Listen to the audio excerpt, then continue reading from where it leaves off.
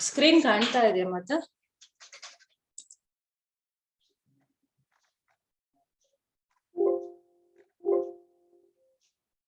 ಇಲ್ಲ ಮಾತಾಜಿ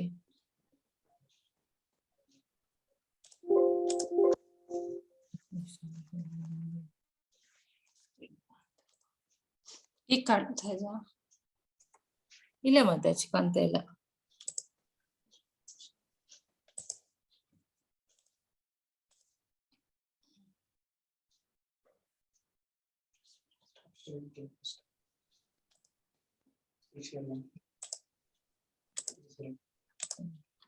ಹೇಗ್ ಬಂತ? ಎಸ್ ಬಂತು ಮಾತಾಜಿ. ಮೋಕ್ಷ ಸನ್ಯಾಸ ಯೋಗ. ಶ್ರೀ ರಾಧಾ ಗೋವಿಂದ ಕೆ ಜೈ, ಶ್ರೀಲ ಪ್ರಭುಪಾದ್ ಕೆ ಜೈ. ಅಧ್ಯಾಯ 18 ಮೋಕ್ಷ ಸನ್ಯಾಸ ಯೋಗ. ನಾವು 13ನೇ ಅಧ್ಯಾಯದಿಂದ ಜ್ಞಾನ ಯೋಗವನ್ನ ಅರ್ಥ ಮಾಡ್ಕೊಳ್ಳೋದ್ರಲ್ಲಿ ಈ ಪ್ರಕೃತಿಯ ತ್ರಿಗುಣಗಳ ಬಗ್ಗೆ ಸಾಕಷ್ಟು ನಾವು ಅಧ್ಯಯನವನ್ನ ಮಾಡ್ಕೊ ಬಂದಿದೀವಿ. ನಿನ್ನೆ ಕೂಡ ಆ ಒಂದು ಡೀಪ್ ಡಿಸ್ಕಷನ್ ಅನ್ನ ಮಾಡಿದ್ವಿ. ಮೂರು ಗುಣಗಳು ಮನಸ್ಸಿನ, ದೇಹನ, ಮಾತಿನ ಮೇಲೆ ಯಾವ ರೀತಿ ಪ್ರಭಾವ ಬೀರುತ್ತೆ, ನಾವು ಯಾವ ರೀತಿ ಅದನ್ನ ಜಯಿಸಿ ಆ ಭಕ್ತಿಯಲ್ಲಿ ನಾವು ಮುಂದುವರಿಬೇಕು, ಗುರುವನ್ನ ಆಶ್ರಯಿಸಿ ಗುರುವಿನ ಶಿಕ್ಷಣವನ್ನ ಪಡೆದುಕೊಂಡು ಯಾವ ರೀತಿಯಲ್ಲಿ ಸಾತ್ವಿಕತೆಯನ್ನ ನಾವು ಸಾಧಿಸಬಹುದು ಅಂತ. ಇವತ್ತು 18ನೇ ಅಧ್ಯಾಯದಲ್ಲಿ ಮೋಕ್ಷ ಸನ್ಯಾಸ ಯೋಗ ಅಥವಾ ಉಪಸಂಹಾರ ವೈರಾಗ್ಯ ಪರಿಪೂರ್ಣತೆ. ಇದೇನಪ್ಪ ವೈರಾಗ್ಯ ಅಂತಂದ್ರೆ, ವೈರಾಗ್ಯವು ಕೂಡ ಭಗವಂತನ 6 ಸಿರಿಗಳಲ್ಲಿ ಒಂದು. ಹಾಗಾಗಿ ಭಗವಂತನ 6 ಸಿರಿಗಳಲ್ಲಿ ಒಂದಾಗಿರುವಂತದ್ದನ್ನ ಪೂರ್ತಿಯಾಗಿ ನಾವಿವತ್ತು ಅರ್ಥ ಮಾಡ್ಕೊಳ್ತಾ ಇದ್ದೇವೆ.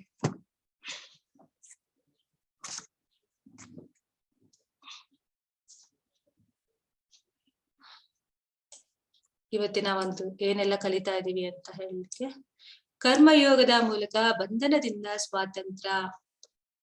ನಾವು 3ನೇ ಅಧ್ಯಾಯದಿಂದ ನಾವು ಅಧ್ಯಯನ ಮಾಡಿದ್ವಿ ಕರ್ಮಯೋಗ. ಅಲ್ಲಿ ಕರ್ಮ ಬಂಧನ ಹೇಗಾಗತ್ತೆ, ಕೃಷ್ಣ ಇಲ್ಲ ಅಂತಂದ್ರೆ ಕರ್ಮಕ್ಕೆ ನಾವು ಸಿಕ್ಕಿಕೊಳ್ತೇವೆ, ಅದನ್ನ ಹೇಗೆ ಬಿಡಿಸ್ಕೊಳ್ಳುವಂಥದ್ದು ಗೊತ್ತಾಗಿದೆ. ಅದ್ರಲ್ಲೂ ಇವತ್ತು ಕೂಡ ಭಗವಂತ ಇನ್ನಷ್ಟು ವಿಚಾರಗಳನ್ನ ತಿಳಿಸ್ತಿದ್ದಾರೆ. ಕ್ರಿಯೆಯ 5 ಅಂಶಗಳು, 3 ಗುಣಗಳಲ್ಲಿ ಆಹಾರಗಳು, 3 ಗುಣಗಳಲ್ಲಿ ಯಜ್ಞ, 3 ರೀತಿಯ ತಪಸ್ಸು, 3 ಗುಣಗಳಲ್ಲಿ ತಪಸ್ಸು, 3 ಗುಣಗಳಲ್ಲಿ ದಾನ. ಓಂ ತತ್ ಸತ್. ಯಜ್ಞ, ದಾನ, ತಪಸ್ಸನ್ನು ದೇವೋತ್ತಮ ಪರಮ ಪುರುಷನಿಗೆ ಅರ್ಪಿಸಬೇಕು. ಇದನ್ನೆಲ್ಲ ಇವತ್ತು ನಾವು ನೋಡ್ತೇವೆ.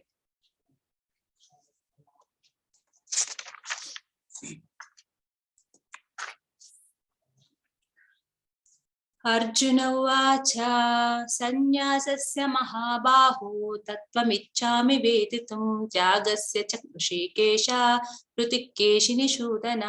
ಅರ್ಜುನನು ಹೇಳಿದನು, ಮಹಾಬಾಹುವೆ, ಕೇಶಿ ರಾಕ್ಷಸನನ್ನು ಕೊಂದವನೇ, ಋಷಿಕೇಶನೇ, ತ್ಯಾಗ ಮತ್ತು ಸನ್ಯಾಸಗಳ ಉದ್ದೇಶವನ್ನು ತಿಳಿದುಕೊಳ್ಳಲು ನಾನು ಬಯಸುತ್ತೇನೆ. ಮುಂದುವರೆದು ಪ್ರಶ್ನೆಗಳನ್ನ ಕೇಳ್ತಾ ಇದ್ದಾನೆ ಇಲ್ಲಿ ಅರ್ಜುನ. ನಾನು ತ್ಯಾಗಕ್ಕೂ ಮತ್ತೆ ಸನ್ಯಾಸಿಗಳಿಗೆ ಇರುವಂತಹ ಒಂದು ವ್ಯತ್ಯಾಸ ಏನಂತ ನಾನು ತಿಳ್ಕೊಳ್ಳೋದಕ್ಕೆ, ಅದರ ಉದ್ದೇಶ ಏನು ಅಂತ ತಿಳಿದುಕೊಳ್ಳೋದಕ್ಕೆ ನಾನು ನಿನ್ನಲ್ಲಿ ಬೇಡ್ತಾ ಇದ್ದೇನೆ ಅಂತ. ಇಲ್ಲಿ ಅದನ್ನ ಹೇಳುವ ಮೊದಲು ಮಹಾಬಾಹುವೆ, ಋಷಿಕೇಶವೇ, ಕೇಶಿರಾಜನೇ ಅಂತ ಭಗವಂತನನ್ನ ಸಂಬೋಧನೆಯನ್ನ ಮಾಡ್ತಾ ಇದ್ದಾನೆ. ಯಾಕೆ ಭಗವಂತನನ್ನ ಸಂಬೋಧನೆ ಮಾಡ್ಬೇಕು ಅಂತಂದ್ರೆ, ಭಗವಂತನಿಗೆ ತನ್ನ ಭಕ್ತರ ಒಂದು ಹೆಸರನ್ನ ಮುಂದಿಟ್ಟು ನಂತರ ಭಗವಂತನನ್ನ ಸಂಬೋಧನೆ ಮಾಡುವಂಥದ್ದು ಭಗವಂತನಿಗೆ ಬಹಳ ಇಷ್ಟ. ನಾವು ನೋಡ್ತಾ ಇರ್ತೇವೆ ಭಗವಂತನನ್ನ ನಂದನಂದನ, ಗೋಪಿ ವಲ್ಲಭ, ಯಶೋಧನಂದನ, ಕಂಸ ಚಾಣೂರ ಮರ್ದನ, ಹೀಗೆ ಅವನನ್ನ ವಿಧವಾಗಿ ಅವನನ್ನ ವರ್ಣನೆಯನ್ನ ಮಾಡ್ತೀವಿ. ಇಂದ್ರಿಯಗಳ ಒಡೆಯನಾಗಿರುವಂತಹ ಋಷಿಕೇಶನೇ, ಕೇಶಿನಿಸೂದನ ಅಂತ ಆ ರಾಕ್ಷಸನನ್ನ ಕೊಂದಿರುವಂತಹವನೇ.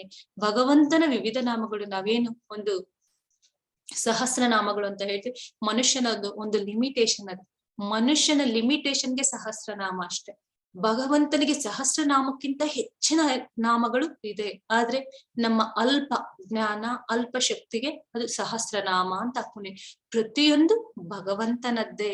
ಭಗವಂತನಿಗೆ ಸಹಸ್ರನಾಮ, ಇನ್ನೊಂದು ಅಷ್ಟೋತ್ತರ, ಇಷ್ಟೇ ಅಲ್ಲ ಭಗವಂತನದ್ದು ಲಿಮಿಟೇಷನ್. ಭಗವಂತನಿಗೆ ಲಿಮಿಟೇಷನ್ನೇ ಇಲ್ಲ. ಅಂದ್ರೆ ಭಗವಂತನ ಹೆಸರುಗಳು ಅಷ್ಟಿದೆ. ಆದ್ರೆ ಭಗವಂತನನ್ನ ಸಂಬೋಧನೆ ಮಾಡ್ಬೇಕಾದ್ರೆ ನಾವು ದೇವಸ್ಥಾನಕ್ಕೆಲ್ಲ ಹೋದಾಗ ಭಗವಂತನನ್ನ ಕೇಳುವುದಲ್ಲ, ಭಗವಂತನನ್ನ ಹಾಡಿ ಹೊಗಳಬೇಕು. ನನಗೆ ಬಂದಷ್ಟೇ ವ್ಯಾಕರಣ, ನನಗೆ ಬಂದಷ್ಟೇ ಭಗವಂತನನ್ನ ಹಾಡ್ತೇನೆ, ಭಗವಂತನನ್ನ ಹೊಗಳ್ತೇನೆ ಅಂತ ಹೇಳಿ ನಮಗೆ ಸಾಧ್ಯವಾದಷ್ಟು ಭಗವಂತನನ್ನ ಹೊಗಳಬೇಕು. ಆವಾಗ ಭಗವಂತ ಸುಪ್ರೀತನಾಗಿ ನಮ್ಗೆ ಏನು ಬೇಕು ಅದನ್ನ ಪ್ರಸಾದಿಸ್ತೇನೆ.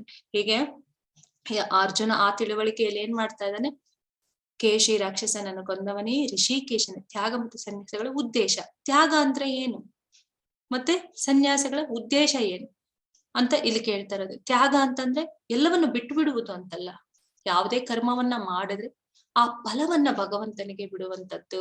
ಸನ್ಯಾಸಿಗಳ ಉದ್ದೇಶ, ಒಂದು ಗೃಹಸ್ಥನಿಗಿಂತ ಸನ್ಯಾಸಿಗೆ ತುಂಬಾ ಒಂದು ಜವಾಬ್ದಾರಿ ಇರುತ್ತೆ. ಒಬ್ಬ ಗೃಹಸ್ಥನಿಗೆ ಒಂದು ಕುಟುಂಬದ ನಿರ್ವಹಣೆಯ ಜವಾಬ್ದಾರಿ ಇದ್ರೆ, ಒಬ್ಬ ಸನ್ಯಾಸಿಗೆ ಇಡೀ ಸಮಾಜದ ನಿರ್ವಹಣೆ ಮಾಡುವಂತಹ ಜವಾಬ್ದಾರಿಯನ್ನ ಹೊತ್ಕೊಂಡಿರ್ತಾನೆ. ಈ ಗೃಹಸ್ಥನಾದವನು ಕಾಮ್ಯ ಕರ್ಮಗಳನ್ನ ಮಾಡಿ ಫಲವನ್ನ ಭಗವಂತನಿಗೆ ಬಿಡ್ತಾನೆ. ಸನ್ಯಾಸಿಯಷ್ಟೇ ತಾನು ಕೂಡ ಪಕ್ವತೆಯಲ್ಲಿರ್ತಾನೆ, ಅಂದ್ರೆ ಅವನಿಗೆ ಸರಿಸಮನಾಗಿರ್ತಾನೆ. ಆದ್ರೆ ಸನ್ಯಾಸಿ ನಿತ್ಯ ಕರ್ಮಗಳನ್ನಷ್ಟೇ ಮಾಡ್ಬೇಕು, ಅವನು ಕಾಮ್ಯ ಕರ್ಮಗಳನ್ನ ಮಾಡುವ ಹಾಗಿಲ್ಲ. ಅಗ್ನಿಹೋತ್ರ ಮಾಡಬಹುದು, ದಿನನಿತ್ಯದ ಪೂಜಾ ಕೈಂಕರ್ಯಗಳಲ್ಲಿ ತೊಡಗಿಸ್ಕೋಬಹುದು, ಆದ್ರೆ ಕಾಮ್ಯ ಕರ್ಮಗಳನ್ನ ಮಾಡಿ ಭಗವಂತನಿಗೆ ಬಿಡುವಂತ ಅಗತ್ಯ ಸನ್ಯಾಸಿಗೆ ಇಲ್ಲ. ಇದೇ ವ್ಯತ್ಯಾಸ. ಶ್ರೀ ಭಗವಾನ್ ಉವಾಚ ಕಾಮ್ಯಾನಂ ಕರ್ಮಣಂ ನ್ಯಾಸ್ಯಂ ಸನ್ಯಾಸಂ ಕವಯೋ ವಿದುಹು ಸರ್ವಕರ್ಮ ಫಲತ್ಯಾಗಂ ಪ್ರಾಹುಸ್ತ್ಯಾಗಂ ವಿಚಕ್ಷಣ. ದೇವೋತ್ತಮ ಪರಮ ಪುರುಷನು ಹೀಗೆ ಹೇಳಿದನು, ಐಹಿಕ ಬಯಕೆಯ ಆಧಾರವಿರುವ ಕರ್ಮಗಳನ್ನು ತ್ಯಜಿಸುವುದನ್ನೇ ಮಹಾವಿದ್ವಾಂಸರು ಸನ್ಯಾಸವೆಂದು ಕರೆಯುತ್ತಾರೆ. ಎಲ್ಲ ಕರ್ಮಗಳ ಫಲವನ್ನು ಬಿಡುವುದನ್ನೇ ವಿದ್ವಾಂಸರು ತ್ಯಾಗ ಎಂದು ಕರೆಯುತ್ತಾರೆ. ಇಲ್ಲಿ ಎರಡು ರೀತಿಯಾದಂತಹ ಒಂದು ವಿಚಾರಗಳನ್ನ ಹೇಳ್ತಾ ಇದ್ದಾರೆ. ಗೃಹಸ್ಥನಾದವನು ಕಾಮ್ಯ ಕರ್ಮಗಳನ್ನ ಮಾಡಿ ಫಲವನ್ನ ಭಗವಂತನಿಗೆ ಬಿಡೋದೇ ಆದ್ರೆ, ಸನ್ಯಾಸಿಯು ತಾನು ನಿತ್ಯ ಕರ್ಮಗಳನ್ನ ಮಾಡಿ ಭಗವಂತನನ್ನ ಆರಾಧನೆ ಮಾಡ್ಬೇಕು. ಇಲ್ಲಿ ಏನ್ ಮಾಡ್ತಿದ್ದಾರೆ, ಕರ್ಮಗಳನ್ನು ತ್ಯಜಿಸುವುದನ್ನೇ ಮಹಾವಿದ್ವಾಂಸರು ಸನ್ಯಾಸವೆಂದು ಕರೆಯುತ್ತಾರೆ. ಆದ್ರೆ ಯಾವ ಕರ್ಮವನ್ನ ತ್ಯಜಿಸ್ಬೇಕು? ನಾವು ಮಾಡ್ತಾ ಇರುವಂತಹ ಕರ್ಮಗಳನ್ನ ತ್ಯಜಿಸ್ಬಿಟ್ರೆ ನಾವು ಸನ್ಯಾಸಿ ಆಗ್ಬಿಡ್ತೀವ? ಅಲ್ಲ. ಇಲ್ಲಿ ಭಗವಂತ ಹೇಳ್ತಾ ಇರುವಂತದ್ದು, ನೀನು ಯಾವುದೇ ಒಂದು ಸ್ಟೇಜ್ ಅಲ್ಲಿ ಇದ್ರು, ಯಾವುದೇ ಒಂದು ಗೃಹಸ್ಥಾಶ್ರಮದಲ್ಲಿ ಇದ್ರೂ ಕೂಡ ನಿನ್ನ ಕೆಲಸವನ್ನ ನೀನು ಮಾಡ್ಬೇಕು. ಏನೇ ಕೆಲಸವನ್ನ ಮಾಡಿದ್ರು ಅದರಲ್ಲಿ ನಾನಿರ್ಬೇಕು. ಅಂದ್ರೆ ಭಗವಂತನಿಗೆ ಅದನ್ನ ಕರೆಕ್ಷನ್ ಅನ್ನೇ ಮಾಡಿ ನೀನು ಮಾಡಿದಾಗ ಅದು ಯಾವುದೇ ಕರ್ಮ ಬಂಧನಕ್ಕೆ ಒಳಪಡಿಸುವುದಿಲ್ಲ. ಎಲ್ಲ ಕರ್ಮಗಳ ಫಲಗಳನ್ನು ಬಿಟ್ಟು ಬಿಡುವುದನ್ನೇ ವಿದ್ವಾಂಸರು ತ್ಯಾಗ ಅಲ್ಲ. ನೀನು ನಿನ್ನ ಕರ್ತವ್ಯವನ್ನ ಮಾಡು, ನಿನ್ನ ಒಂದು ಕೆಲಸದ ಫಲವನ್ನ ಭಗವಂತನಿಗೆ ಬಿಡು. ಆದ್ರೆ ಇಲ್ಲಿ ಯಾವುದು ತ್ಯಾಗವನ್ನ ನೀನು ಮಾಡ್ತಾ ಇಲ್ಲ, ಎಲ್ಲ ಭಗವಂತನಿಗಾಗಿ ಸುಪ್ರೀತಿಗಾಗಿಯೇ ನೀನು ಮಾಡ್ತಾ ಇರೋದು. ಹಾಗಾಗಿ ಎರಡು ರೀತಿಯಾದ ನಿರಾಕಾರವಾದಿಗಳು, ಮಾಯವಾದಿಗಳು, ಸಕಾರವಾದಿಗಳು, ಇವರ ವಾದಗಳು ಏನೇ ಇರ್ಲಿ, ಆದ್ರೆ ಭಕ್ತಿಯಲ್ಲಿ ಏನು ಅಂತಂದ್ರೆ, ನೀನು ಮಾಡುವ ಕಾರ್ಯವನ್ನ ನೀನು ಮಾಡ್ತಾ ಹೋಗು, ಅದರ ಪ್ರತಿಫಲವನ್ನ ನನಗೆ ಬಿಡು, ನಿನಗೆ ಏನು ಬೇಕು ನಿನ್ನ ಯೋಗಕ್ಷೇಮವನ್ನ ನಾನ್ ನೋಡ್ಕೊಳ್ತೇನೆ ಅಂತ ಭಗವಂತ ಇಲ್ಲಿ ಹೇಳ್ತಾ ಇರುವಂತದ್ದು. ನಾವು ಇದನ್ನ ಪಾಲನೆಯನ್ನ ಮಾಡಿದಾಗ ಉತ್ತಮ ಸ್ಥಿತಿಗೆ ಗತಿಗೆ ನಾವು ಹೋಗ್ತೇವೆ.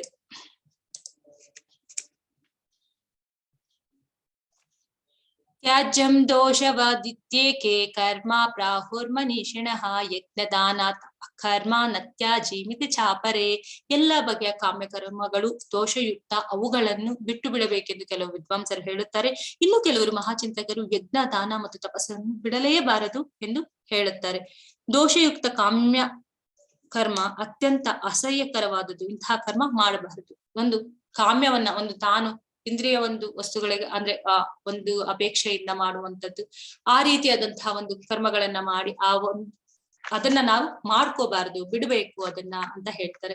ಕೆಲವರು ತಪಸ್ಸುಗಳನ್ನ ಮಾಡ್ಬೇಕು, ಅದರ ಫಲಗಳನ್ನು ಭಗವಂತನಿಗೆ ಬಿಡಬೇಕು ಅಂತ ಹೇಳುವಂಥದ್ದು.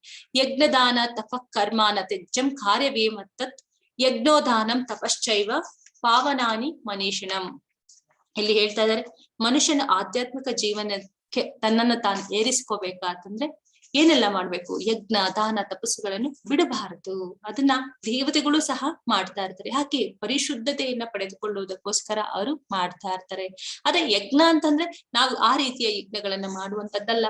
ನಮ್ಗೆ ಪ್ರಭುಪಾದರು ಸುಲಭವಾಗಿ ಕೊಟ್ಟಿರುವಂತಹ ನಮ್ಮ ಧರ್ಮ ಗ್ರಂಥಗಳಲ್ಲಿ ಗುರು, ಸಾಧು, ಶಾಸ್ತ್ರ ಏನ್ ಕೊಟ್ಟಿದೆ? ಯಜ್ಞ ನಾಮ್ ಜಪ ಯಜ್ಞವನ್ನ ಮಾಡೋದು ಹೇಗೆ? ಹರಿನಾಮ ಸ್ಮರಣೆಯನ್ನ ಮಾಡುವಂಥದ್ದು. ಅನವರತವು ಭಗವಂತನ ಒಂದು ನಾಮಸ್ಮರಣೆಯನ್ನ, ಇವತ್ ಕೂಡ ಪ್ರಭುಪಾದರು ಕೋಟೆಯಲ್ಲಿ ಏನ್ ಕೊಟ್ಟಿದ್ದಾರೆ? ಅನವರತವು ಭಗವಂತನ ಒಂದು ಕೃಷ್ಣನ ನಾಮಸ್ಮರಣೆಯಲ್ಲಿರುವಂತವನು ಅವನು ಸನ್ಯಾಸಿ. ನೀನು ಯಾವ ಆಶ್ರಮದಲ್ಲಿ ಇದ್ದೀಯಾ ಅನ್ನೋದು ಇಲ್ಲಿ ಪರಿಗಣನೆಯನ್ನ ತೆಗೆದುಕೊಳ್ಳುವುದಿಲ್ಲ. ನಿರಂತರವೂ ಆ ಕೃಷ್ಣನ ಒಂದು ಆ ಭಗವಂತನ ನಾಮಸ್ಮರಣೆಯನ್ನ ನೀನು ಮನಸ್ಸಲ್ಲಿ ಮಾಡ್ತಾ ಇರೋದೇ ಹಾಗಿದ್ರೆ ನೀನು ನಿತ್ಯ ಸನ್ಯಾಸಿ ಅಂತ ಹೇಳಿದ್ದಾರೆ. ಅವುಗಳನ್ನು ಮಾಡಬೇಕು. ವಾಸ್ತವವಾಗಿ ಯಜ್ಞದಾನ ತಪಸ್ಸುಗಳು ಮಹಾತ್ಮರನ್ನು ಸಹ ಪರಿಶುದ್ಧಗೊಳಿಸುತ್ತದೆ. ಯಾಕೆ ಅಂತಂದ್ರೆ ರುದ್ರ ಬ್ರಹ್ಮಾದಿಗಳು ಕೂಡ ಯಾವ ಗುಣಗಳಿಂದ ನಮ್ಮನ್ನ ಹೊರಗಡೆ ತೆಗಿಲಿಕ್ಕೆ ಆಗೋದಿಲ್ಲ. ಅವರು ಸೃಷ್ಟಿ ಸ್ಥಿತಿ ಲಯದಲ್ಲಿ ಇರಬಹುದು, ಆದ್ರೆ ಭಗವಂತ ಅಂದ್ರೆ ಕೃಷ್ಣ ಅಲ್ಟಿಮೇಟ್. ಅಲ್ಲಿ ಬ್ರಹ್ಮ ರುದ್ರಾದಿಗಳು ಅವ್ರು ಏನ್ ಮಾಡ್ತಿದ್ದಾರೆ? ಸೃಷ್ಟಿಯನ್ನ ಮಾಡ್ತಿದ್ದಾರೆ, ಲಯವನ್ನ ಮಾಡ್ತಿದ್ದಾರೆ, ಕ್ರಿಯೆಯನ್ನು ಮಾಡ್ತಿರೋದು ವಿಷ್ಣು. ಆದ್ರೆ ಪ್ರಕೃತಿ ಗುಣಗಳಿಂದ ಅವರು ನಮ್ಮನ್ನ ಬೇರ್ಪಡಿಸಲಿಕ್ಕೆ ಆಗಲ್ಲ. ಭಗವಂತನ ಒಂದು ಈಕ್ವಲ್ ಅಲ್ಲಿ ಇದ್ರೂ ಕೂಡ ಗುಣಗಳಿಂದ ಮಾತ್ರ ನಮ್ಮನ್ನ ಬಿಡಿಸ್ಲಿಕ್ಕೆ ಅವರಿಗೆ ಸಾಧ್ಯ ಆಗ್ತಾ ಇಲ್ಲ. ಹಂಗಾಗಿ ಅವರು ಪರಿಶುದ್ಧತೆಗೋಸ್ಕರ ಅವರು ಕೂಡ ಯಜ್ಞ ಯಾಗಾದಿಗಳನ್ನ ಮಾಡ್ತಾರೆ. ಏತನ್ಯಪಿತು ಕರ್ಮಾಣಿ ಸಂಗಂ ತ್ಯಕ್ವಾ ಫಲಾನಿ ಚ ಕರ್ತವ್ಯ ನೀತಿ ಪಾರ್ಥ ನಿಶ್ಚಿತ ಮತಮುತ್ತಮಂ. ಪಾರ್ಥನೆ ಎಲ್ಲ ಕರ್ಮಗಳನ್ನು ಆಸಕ್ತಿ ಇಲ್ಲದೆ ಮತ್ತು ಫಲಾಪೇಕ್ಷೆ ಇಲ್ಲದೆ ಮಾಡಬೇಕು, ಅವನ್ನು ಕರ್ತವ್ಯವನ್ನು ಮಾಡಬೇಕು.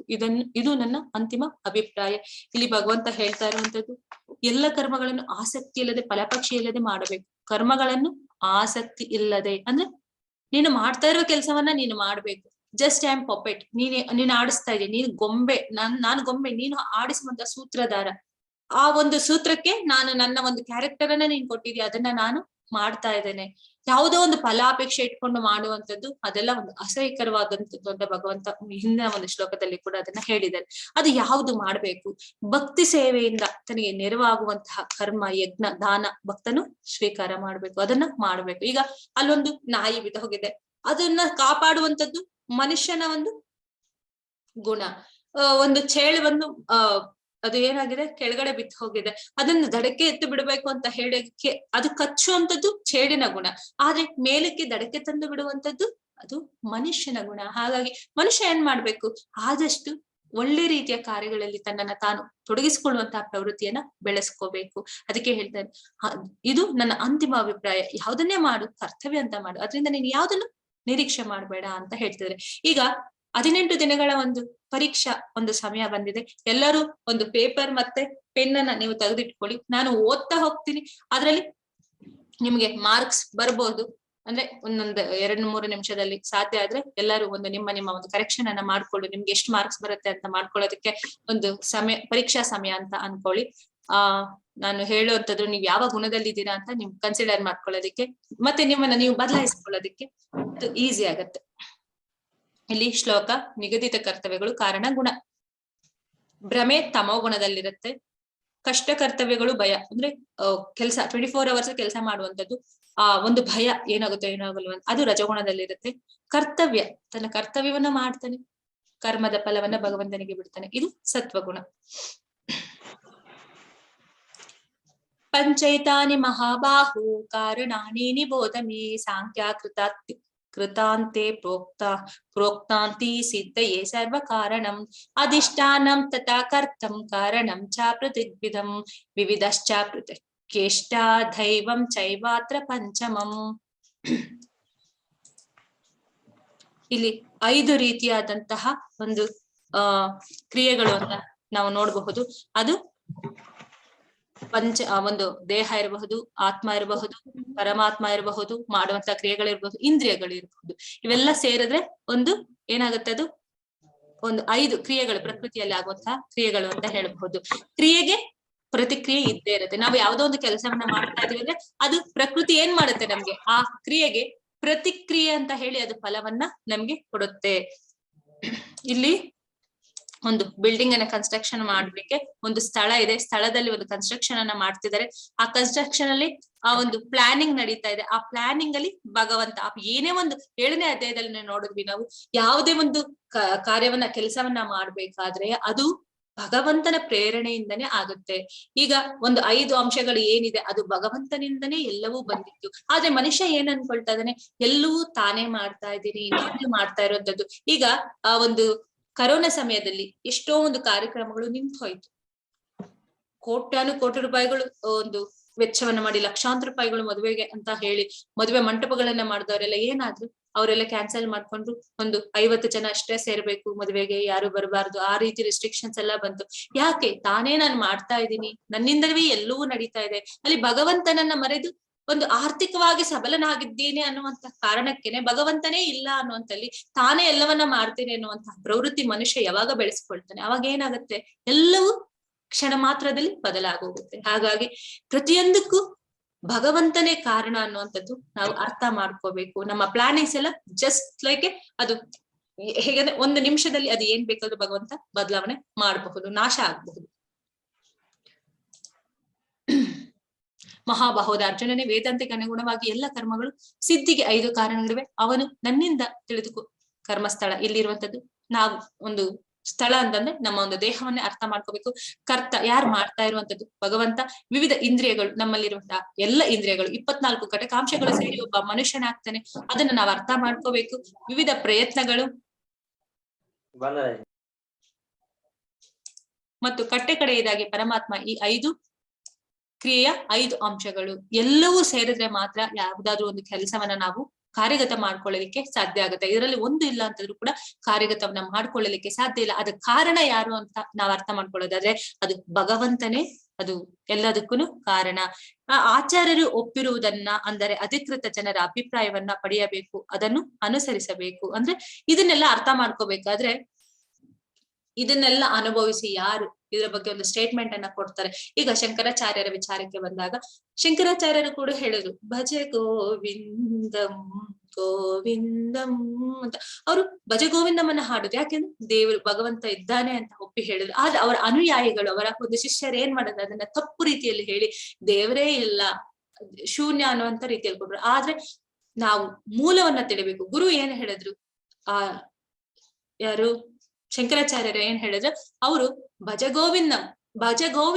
ಗೋವಿಂದನನ್ನ ಭಜಿಸಿ ಅಂತ ಹೇಳಿದ್ರು. ಆದ್ರೆ ಅವರ ಅನುಯಾಯಿಗಳು ಗೋವಿಂದನೇ ಇಲ್ಲ ಅನ್ನುವಂತ ರೀತಿಯಲ್ಲಿ ಆ ಒಂದು ತಪ್ಪು ಒಂದು ಸ್ಟೇಟ್ಮೆಂಟ್ ಅನ್ನ ಕೊಟ್ರು. ಆದ್ರೆ ಅಧಿಕೃತವಾಗಿ ಯಾರು ಹೇಳಿರ್ತಾರೆ ಅವರನ್ನ ನಾವು ನಂಬಿ ಆ ನಂತರ ನಾವು ಆ ಒಂದು ಕಾರ್ಯದಲ್ಲಿ ತೊಡಗಿಸ್ಕೋಬೇಕು ನಮ್ಮನ್ನ.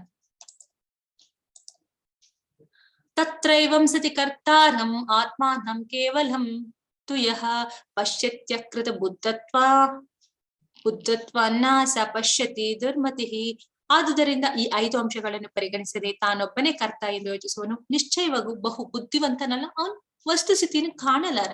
ಇದಕ್ಕೆಲ್ಲ ಕಾರಣ ಅಂತ ಅರ್ಥ ಮಾಡ್ಕೊಳ್ತಾ ಇರುವಂತಹ ವ್ಯಕ್ತಿ ಅವನ ವಾಸ್ತವವಾಗಿ ಏನ್ ನಡೀತಾ ಇದೆ ಅಂತ ಅರ್ಥ ಮಾಡ್ಕೊಳ್ಳೋಷ್ಟು ಜ್ಞಾನ ಅವನಿಗೆ ಅಷ್ಟು ಪರಿಪಕ್ವತೆ ಇರೋದಿಲ್ಲ. ಎಲ್ಲದಕ್ಕೂ ಮೂಲ ಕಾರಣ ಯಾರು ಅಂತ ಅರ್ಥ ಮಾಡಿಕೊಂಡ ಅವನು ಅದಕ್ಕೆ ಎಲ್ಲದಕ್ಕೂ ಅಲ್ಟಿಮೇಟ್ ಯಾರು ಭಗವಂತನೇ ಇದರ ಹಿಂದೆ ಇದೆಲ್ಲವನ್ನ ಮಾಡಿಸ್ತಿದ್ದಾನೆ ಅಂತ ಅರ್ಥ ಮಾಡ್ಕೊಳ್ತಾನೆ. ಆದ್ರ ಜ್ಞಾನ ಇಲ್ಲದವನ ಏನ್ ಮಾಡ್ತಾನೆ ಇದನ್ನ ಬಗ್ಗೆ ಅರ್ಥ ಮಾಡ್ಕೊಳ್ಳಿಕ್ಕೆ ಸಾಧ್ಯ ಆಗಲ್ಲ. ಯಾಕಂದ್ರೆ ಪರಮಾತ್ಮನು ಮಿತ್ರನಾಗಿ ಒಳಗೆ ಕುಳಿತು ತನ್ನ ಕರ್ಮಗಳನ್ನು ನಿರ್ವಹಿಸುತ್ತಿರ್ತಾನೆ. ಅಂದ್ರೆ ಏನ್ ಮಾಡ್ಬೇಕು ಏನ್ ಮಾಡ್ಬಾರ್ದು ನಾವ್ ಎಷ್ಟೊಂದು 15ನೇ ಅಧ್ಯಾಯದಲ್ಲಿ ನೋಡಿದ್ವಿ. ಹೃದಯದಲ್ಲಿದ್ದು ಭಗವಂತ ತನ್ನ ಒಂದು ಸ್ಮರಣೆ ಮರುವು ಎಲ್ಲವನ್ನ ಕೊಡ್ತಾನೆ. ಜಠರಾಗ್ನಿಯಲ್ಲಿದ್ದು ಆ ದೇಹಕ್ಕೆ ಬೇಕಾಗಿರುವಂತಹ ಪೋಷಕಾಂಶಗಳನ್ನ ಕೊಟ್ಟು ಬೇಡದೇ ಇರೋದನ್ನ ಹೊರಗಡೆ ಹಾಕ್ತಾನೆ. ಹೀಗೆ ಪ್ರತಿಯೊಂದು ಕಾರ್ಯವನ್ನು ಅವನೇ ಮಾಡ್ತಾ ಇದ್ದಾನೆ. ಒಂದು ವೇಳೆ ನಾವು ತಿನ್ನಂತ ಆಹಾರ ಬೇಡದ ಪದಾರ್ಥಗಳು ಹೊರಗಡೆ ಬಂದು ಅದು ಮಣ್ಣಲ್ಲಿ ಮಣ್ಣ ಹಾಕದೆ ಹೋಗಿದ್ರೆ ಎಷ್ಟು ಜಗತ್ತೆಲ್ಲ ಮಲ ತುಂಬ ಹೋಗ್ಬಿಡ್ತಾ ಇತ್ತು. ಅಂದ್ರೆ ಎಷ್ಟೊಂದು ಅದನ್ನ ಮಣ್ಣಲ್ಲಿ ಮಣ್ಣು ಮಾಡಿ ಅದನ್ನ ಮರೆಮಾಚಿ ಮತ್ತೆ ಪ್ರಕೃತಿಯಲ್ಲಿ ಮರು ಸೃಷ್ಟಿಯನ್ನು ಮಾಡ್ತಾ ಇರುವಂತಹ ಭಗವಂತ ಅವನು ಎಂತ ಒಂದು ಕ್ರಿಯೇಟರ್, ಒಂದು ಗ್ರೇಟ್ ಕ್ರಿಯೇಟರ್ ಅಂತ ಹೇಳ್ಬಹುದು. ಅಂದ್ರೆ ನಾವು ತಿನ್ನುವಂತಹ ಒಂದು ಏನು ಆಹಾರ ಇದೆ ಕೈಯಲ್ಲಿರೋ ತನಕ ಫಲವಾಗಿರುತ್ತೆ, ತಿಂದ ಮೇಲೆ ಅದು ಮಲವಾಗುತ್ತೆ. ಆ ಮಲವನ್ನು ಆ ಒಂದು ಪ್ರಕೃತಿಯಲ್ಲಿ ಒಂದು ಮಾಡಿ ಮತ್ತೆ ಅದರಿಂದ ಮತ್ತೆ ಅಂದ್ರೆ ಫಲವನ್ನ ಸೃಷ್ಟಿ ಮಾಡುವಂತಹ ಅವರು ಕ್ರಿಯೇಟರ್. ಅವನಿಗೆ ನಾವು ಏನ್ ಮಾಡ್ತಾ ಇದೀವಿ, ಅವನ ಒಂದು ಕೃತಜ್ಞತೆ ಇಲ್ಲದೆ ಅದರಿಂದ ನಾವು ಹೊರಗಡೆ ಬರ್ತಾ ಇದೀವಿ. ಆದ್ರೆ ಇದನ್ನ ತಿಳಿದುಕೊಂಡವನು ಅರಿತುಕೊಂಡವನು ಎಲ್ಲದಕ್ಕೂ ಅಲ್ಟಿಮೇಟ್ ಭಗವಂತನೊಬ್ಬನೇ. ಗೊತ್ತಿಲ್ಲದೆ ಇರೋವನಿಗೆ ಇದು ಅರ್ಥವನ್ನ ಮಾಡ್ಕೊಳ್ಳೋದಕ್ಕೆ ಯಾವತ್ತಿಗೂ ಸಾಧ್ಯವೇ ಇಲ್ಲ. ಜ್ಞಾನಂ ಜ್ಞೇಯಂ ಪರಿಜ್ಞತ್ವ ತ್ರಿವಿಧ ಕರ್ಮ ಚೋದನಾ ಕರಣಂ ಕರ್ಮ ಕರ್ತೇತಿ ತ್ರಿವಿಧ ಕರ್ಮ ಸಂಗ್ರಹ. ಜ್ಞಾನ, ಜ್ಞೇಯ, ಗುರಿ ಮತ್ತು ಜ್ಞಾನಿ ಇವು 3 ಕರ್ಮವನ್ನು ಪ್ರೇರೇಪಿಸುವ ಅಂಶಗಳು. ಇಂದ್ರಿಯಗಳು, ಕರ್ಮ ಮತ್ತು ಕರ್ತ ಇವು ಕರ್ಮದ 3 ಘಟಕಗಳು. ಇಲ್ಲಿ ಹೇಳ್ತಾ ಇದ್ದಾರೆ ಸಂತೋಷ ನಮ್ಗೆ ಯಾವಾಗ ಸಂತೋಷ ಸಿಗತ್ತೆ, ಒಂದು ಕಷ್ಟದ ಆಬ್ಸೆನ್ಸ್ ಅಲ್ಲಿ ಇದ್ದಾಗ ಮಾತ್ರ ನಮಗೆ ಆ ಸಂತೋಷ ಅನ್ನೋದು ಅರ್ಥವಾಗುತ್ತೆ. ಕಷ್ಟ ಇಲ್ಲ ಅನ್ನೋದನ್ನ ನಾವು ಮರ್ತಾಗ ಸಂತೋಷ ಇದೆ ಅಂತ ಅರ್ಥ ಆಗತ್ತೆ. ಅದಕ್ಕೆ ಈ ಎಲ್ಲದಕ್ಕೂ ಕಾರಣ ಏನಾಗಿದೆ, ಒಂದು ಗುಣಗಳೇ ಕಾರಣ ಆಗಿದೆ. ಈಗ ಸತ್ವಗುಣದಲ್ಲಿರೋವನಿಗೆ ಕಷ್ಟಗಳು ಬಂದಾಗ ಮೊದಲು ಅವನ ಕಷ್ಟ ಪಡ್ಬೇಕಾದ್ರೆ ಮೊದಲು ಅವನ್ ಏನ್ ಮಾಡ್ತಾನೆ, ಕಷ್ಟವನ್ನ ಸ್ವೀಕಾರ ಮಾಡ್ಬೇಕಾದ್ರೆ ಅವನಿಗೆ ಕಷ್ಟ ಆಗತ್ತೆ. ಅದು ಮೊದಲಿಗೆ ಏನಾಗುತ್ತೆ, ವಿಷದಂತೆ ಇರುತ್ತೆ, ನಂತರ ಅದು ಅಮೃತವಾಗಿ ಪರಿಣಾಮ ಆಗುತ್ತೆ. ಆದ್ರೆ ಸತ್ವಗುಣದಲ್ಲಿರೋನು ಅದನ್ನ ಹಾಗೆ ಸ್ವೀಕಾರ ಮಾಡ್ತಾನೆ. ಅದೇ ರಜೋಗುಣದಲ್ಲಿರುವಂತಹ ವ್ಯಕ್ತಿಗೆ ಮೊದಲಿಗೆ ಆ ಒಂದು ವಿಚಾರ ಅಮೃತದಂತಿದ್ದು ನಂತರ ವಿಷವಾಗಿ ಪರಿಣಾಮ ಆಗುತ್ತೆ. ಈ ತಮೋಗುಣದಲ್ಲಿರೋವನಿಗೆ ಇದೆಲ್ಲವೂ ಒಂದು ಭ್ರಮೆಯಾಗಿ ಪರಿಣಾಮಿಸುತ್ತೆ. ಇದಕ್ಕೆ ಒಂದು ಕಥೆಯನ್ನ ಹೇಳುವ ಮೂಲಕ ಅರ್ಥವನ್ನ ಮಾಡ್ಸೋದಾದ್ರೆ, ಒಂದು ಒಬ್ಬ ವ್ಯಕ್ತಿ ಅವನು ಏನ್ ಮಾಡ್ತಾ ಇದ್ದಾನೆ, ವೆಯ್ಟ್ ಆಗಿದ್ದಾನೆ, ತುಂಬಾ ವೆಯ್ಟ್ ಆಗಿದ್ದಾನೆ, ಅವನಿಗೆ ತುಂಬಾ ಕಾನ್ಸಂಟ್ರೇಷನ್ ಇಲ್ಲ, ಸ್ವಲ್ಪ ಚಂಚಲ ಮನಸ್ಸಿನವನಾಗಿದ್ದಾನೆ. ಅವನು ಏನ್ ಮಾಡ್ತಾನೆ, ಸಾತ್ವಿಕ ಗುಣದಲ್ಲಿ ಇರೋವನು ಹೋಗ್ತಾನೆ, ಅವನು ಒಬ್ಬ ಮೆಡಿಟೇಟರ್ನ, ಒಬ್ಬ ಎಕ್ಸರ್ಸೈಸ್ ಯೋಗಾಭ್ಯಾಸಗಳನ್ನ ಮಾಡುವಂತವನ್ನ ಸಂದರ್ಶನ ಮಾಡಿ ಅವ್ನು ಹೇಳ್ತಾನೆ, ನಾನು ಒಂದು ವೆಯ್ಟ್ ಲಾಸ್ ನ ಮಾಡ್ಕೋಬೇಕು, ಬಾಡಿ ವೆಯ್ಟ್ ಲಾಸ್ ನ ಮಾಡ್ಕೋಬೇಕು, ನನ್ನ ಕಾನ್ಸಂಟ್ರೇಷನ್ ನಾನು ಹೆಚ್ಚು ಮಾಡಿಸ್ಕೋಬೇಕು. ಹಾಗಾಗಿ ನಾನು ಏನ್ ಮಾಡ್ಬೇಕು ಅಂತ ಹೇಳಿದಾಗ ಅವ್ರು ಹೇಳ್ತಾರೆ, ನೋಡು ನೀನು ಬೆಳಗ್ಗೆ 4 ಗಂಟೆಗೆ ಒಂದು ಮೆಡಿಟೇಷನ್ ಅಟೆಂಡ್ ಮಾಡು, ಅದಾದ್ಮೇಲೆ ಯೋಗಾಭ್ಯಾಸಗಳನ್ನ ಮಾಡು, ನಾವು ಹೇಳುವಂತಹ ಆಸನಗಳನ್ನೆಲ್ಲ ಮಾಡು, ಅದಾದ ನಂತರ ನೀನು ಒಂದು ಆಹಾರ ವಿಹಾರದಲ್ಲಿ ಎಲ್ಲವೂ ಸ್ವಲ್ಪ ಬದಲಾವಣೆಗಳನ್ನ ಮಾಡ್ಕೋಬೇಕು, ತಿನ್ನುವಂತಹ ಫುಡ್ ಅದು ಸಾತ್ವಿಕವಾಗಿರ್ಬೇಕು, ನಂತರ ಒಂದು ಆಯಿಲ್ ಫುಡ್ ಇರಬಹುದು, ಜಂಕ್ ಫುಡ್ ಇರಬಹುದು, ಇದರನ್ನೆಲ್ಲ ನೀನು ತಿನ್ಬಾರ್ದು ಅಂತ ಹೇಳ್ತಾರೆ. ಅವನಿಗೆ ಮೊದಲಿಗೆ ಬಹಳ ಕಷ್ಟ, ಯಾಕೆ ಅಂತಂದ್ರೆ ಬೆಳಗ್ಗೆ 6 ಗಂಟೆಗೆ ಹೇಳ್ತಿದ್ದಂತಹ ಒಂದು ವ್ಯಕ್ತಿ 7 ಗಂಟೆಗೆ ಹೇಳ್ತಾ ಇದ್ದಂತಹ ವ್ಯಕ್ತಿ ಈಗ ತಕ್ಷಣಕ್ಕೆ 3:30ಗೆ ಎದ್ದೇಳ್ಬೇಕು. ಯಾಕೆ 4 ಗಂಟೆಗೆ ನೀನು ಅಲ್ಲಿ ಹೋಗಿರ್ಬೇಕಂದ್ರೆ 3:30ಗೆ ಇದ್ದು ನೀನು ಎಲ್ಲವನ್ನ ನಿನ್ನ ಒಂದು ನಿತ್ಯ ಕರ್ಮಗಳನ್ನ ಮುಗಿಸಿ ನೀನು ಅಲ್ಲಿ ಹೋಗ್ಬೇಕು ಅಲ್ವಾ. ಆ ಒಂದು ಸಂದರ್ಭದಲ್ಲಿ ಅವನಿಗೆ ಮೊದಲಿಗೆ ಬಹಳ ಕಷ್ಟ ಆಗ್ತಾ ಇದೆ. ಆ ನಂತರ ಒಂದು ತಿಂಗಳು ಅವನು ಕಷ್ಟ ಪಡ್ತಿದ್ದಾನೆ, ಹೌದು, ಬೆಳಗ್ಗೆ ಎದ್ದೊಳ್ತಾ ಇದ್ದಾನೆ, ಅವನು 4 ಗಂಟೆಗೆ ಹಾಜರಾಗ್ತಾ ಇದ್ದಾನೆ ಅಂತ ಹೋಗಿ, ನಂತರ ಎಲ್ಲ ಒಂದು ಕೆಲಸಗಳನ್ನ ಅವ್ರು ಹೇಳುವಂತದನ್ನೆಲ್ಲ ಪಾಲನೆ ಮಾಡ್ತಾ ಇದ್ದಾನೆ, ಮೆಡಿಟೇಷನ್ ಮಾಡ್ತಾ ಇದ್ದಾನೆ, ಯೋಗಾಭ್ಯಾಸವನ್ನ ಮಾಡ್ತಾ ಇದ್ದಾನೆ, ಅವ್ರು ಹೇಳುವಂತಹ ಆಸನಗಳನ್ನೆಲ್ಲ ಮಾಡ್ತಿದ್ದಾನೆ. ಅವ್ನಿಗೆ ತುಂಬಾ ಬಾಡಿ ಪೈನ್ ಬರ್ತಾ ಇದೆ, ಕಷ್ಟ ಆಗ್ತಾ ಇದೆ, ಇಷ್ಟು ದಿವಸ ಇರ್ಲಿಲ್ಲ, ಹೀಗ್ ಮಾಡ್ಲಿಕ್ಕೆ ಅವ್ನಿಗೆ ಕಷ್ಟ ಆಗ್ತಾ ಇದೆ. ತಿನ್ನುವಂತ ಫುಡ್ ಅಲ್ಲಿ ಒಂದು ರಿಸ್ಟ್ರಿಕ್ಷನ್ ಇಟ್ಬಿಟ್ಟಿದ್ದಾರೆ, ತಾನು ಒಂದು ರಿಸ್ಟ್ರಿಕ್ಷನ್ ಫುಡ್ ಅನ್ನೇ ತಿನ್ಬೇಕು, ಅದು ಸ್ವಲ್ಪ ಕಷ್ಟ ಆಗ್ತಾ ಇದೆ. 2 ತಿಂಗಳಾಯ್ತು, ಅವನಿಗೆ ಏನಾಯ್ತು, ಅವನು ಹೆಲ್ತ್ ಎಲ್ಲ ಸ್ವಲ್ಪ ಮಟ್ಟಿಗೆ ಬದಲಾವಣೆ ಆಯ್ತು, ವೆಯ್ಟ್ ಲಾಸ್ ಆಗಿದೆ, ನೋಡಕ್ ತುಂಬಾ ಚೆನ್ನಾಗಿದ್ದಾನೆ.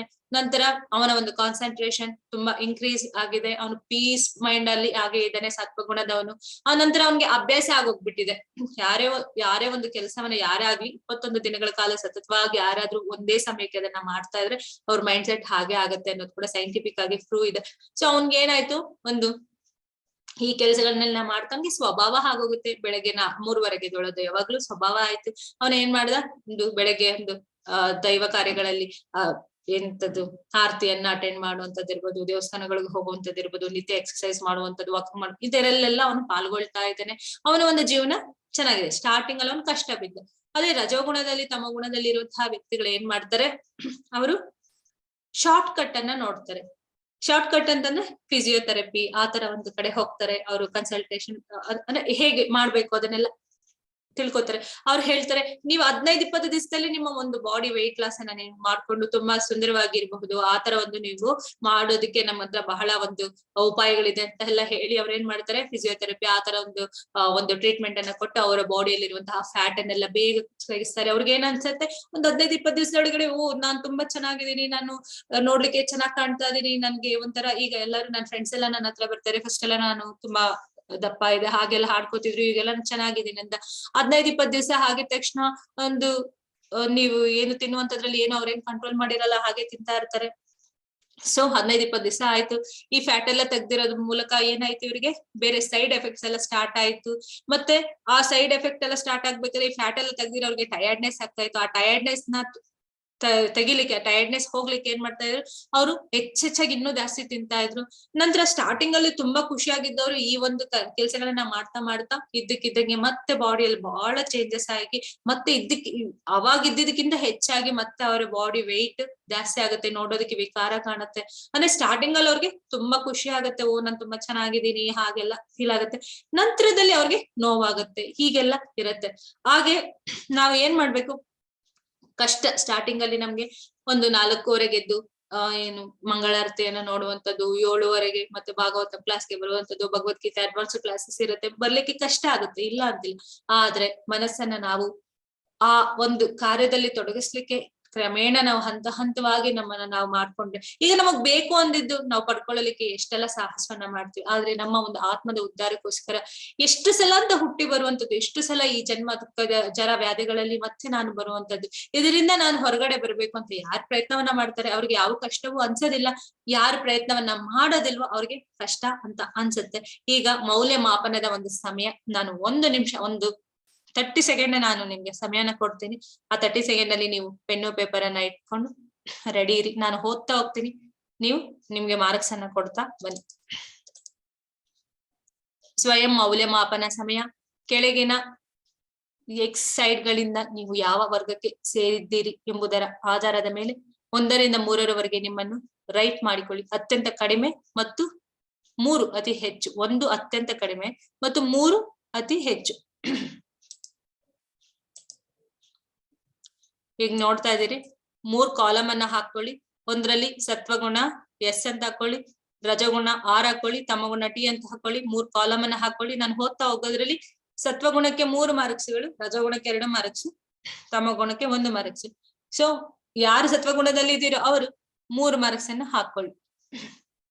ಈಗ ಐಹಿಕ ಪ್ರಕೃತಿಯ 3 ಬೇರೆ ಬೇರೆ ಗುಣಗಳಿಗೆ ಅನುಗುಣವಾಗಿ ಜ್ಞಾನ, ಇಲ್ಲಿ ಗುಣತ್ರಯಗಳ ಬಗ್ಗೆ ಹೇಳ್ತಿದ್ದಾರೆ. ಆ ಜ್ಞಾನ ಹೇಗಿದೆ ನಮ್ಮದು ಅಂತ ಇಲ್ಲಿ ಪರಿಶೀಲನೆ ಮಾಡ್ಕೊಳ್ಳೋದಾದ್ರೆ ನಾನು ಓದ್ತೀನಿ, ನಂತರ ನೀವು ಮಾಡ್ಕೊಳ್ಳಿ. ಫಸ್ಟ್ನೇದು ಸತ್ವಗುಣ, ರಜಗುಣ, ತಮಗುಣ.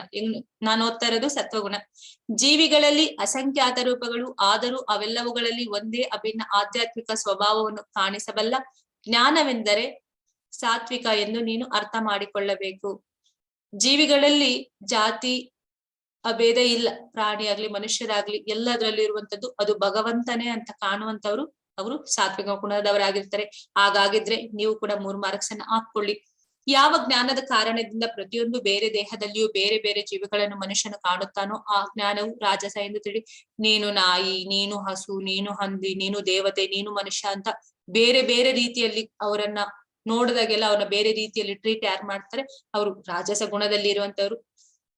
ಯಾವ ಜ್ಞಾನದಿಂದ ಸತ್ಯದ ತಿಳುವಳಿಕೆ ಇಲ್ಲದೆ ಒಂದು ಬಗೆಯ ಕರ್ಮವನ್ನೇ ಸರ್ವಸ್ವ ಎಂದು ಭಾವಿಸುತ್ತವೆಯೋ ಯಾವ ಜ್ಞಾನವು ಅಲ್ಪವಾದದ್ದು ಅದು ತಾಮಸ ಗುಣದಲ್ಲಿ ಇದೆ ಎಂದು ಹೇಳುತ್ತಾರೆ.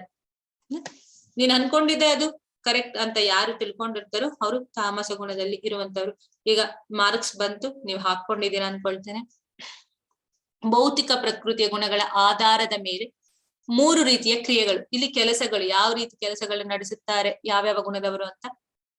ನಿಯತವಾಗಿ ಯಾವ ಮೋಹವಿಲ್ಲದೆ, ರಾಗದ್ವೇಷಗಳಿಲ್ಲದೆ ಮತ್ತೆ ಕರ್ಮ ಫಲಾಪೇಕ್ಷೆ ಇಲ್ಲದೆ ಮಾಡಿದ ಕರ್ಮವನ್ನು ಸಾತ್ವಿಕ ಎಂದು ಹೇಳಲಾಗುತ್ತದೆ. ಯಾರ ಮೇಲೆ ಒಂದು ರಾಗದ್ವೇಷ ಏನು ಇಟ್ಕೊಳ್ದೆ ಆ ಒಂದು ಕರ್ಮವನ್ನ ಯಾರು ಮಾಡ್ತಾರೆ ಫಲಾಪೇಕ್ಷೆ ಇಟ್ಕೊಳ್ದೆ ಅವರು ಸಾತ್ವಿಕ ಗುಣ.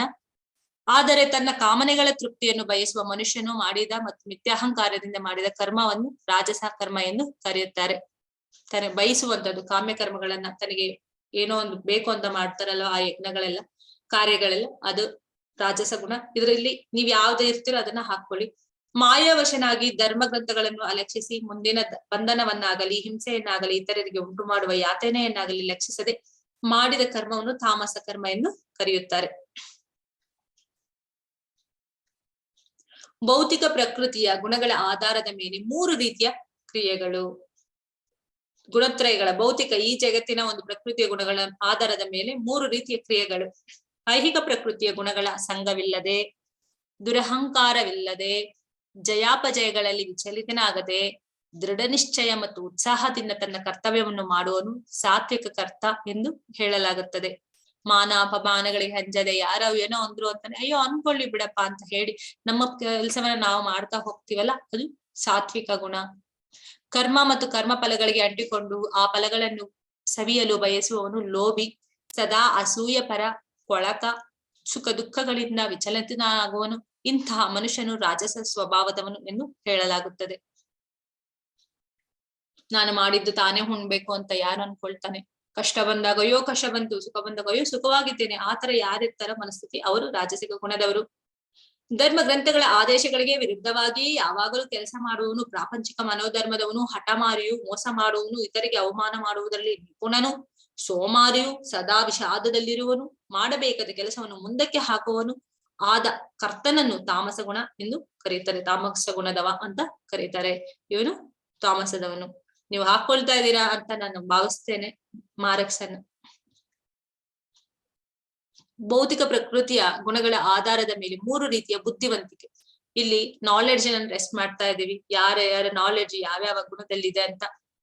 ಪ್ರಾರ್ಥನೆ, ಏನನ್ನು ಮಾಡಲೇಬೇಕು ಮತ್ತು ಏನನ್ನು ಮಾಡಬಾರದು, ಯಾವುದಕ್ಕೆ ಭಯಪಡಬೇಕು ಮತ್ತು ಯಾವುದಕ್ಕೆ ಭಯಪಡಬಾರದು, ಯಾವುದು ಬಂಧಿಸುತ್ತದೆ ಮತ್ತು ಯಾವುದು ಬಿಡುಗಡೆ ಮಾಡುತ್ತದೆ ಎನ್ನುವುದನ್ನು ತಿಳಿಸಿಕೊಡುವ ಬುದ್ಧಿಯು ಸಾತ್ವಿಕದಲ್ಲಿದೆ.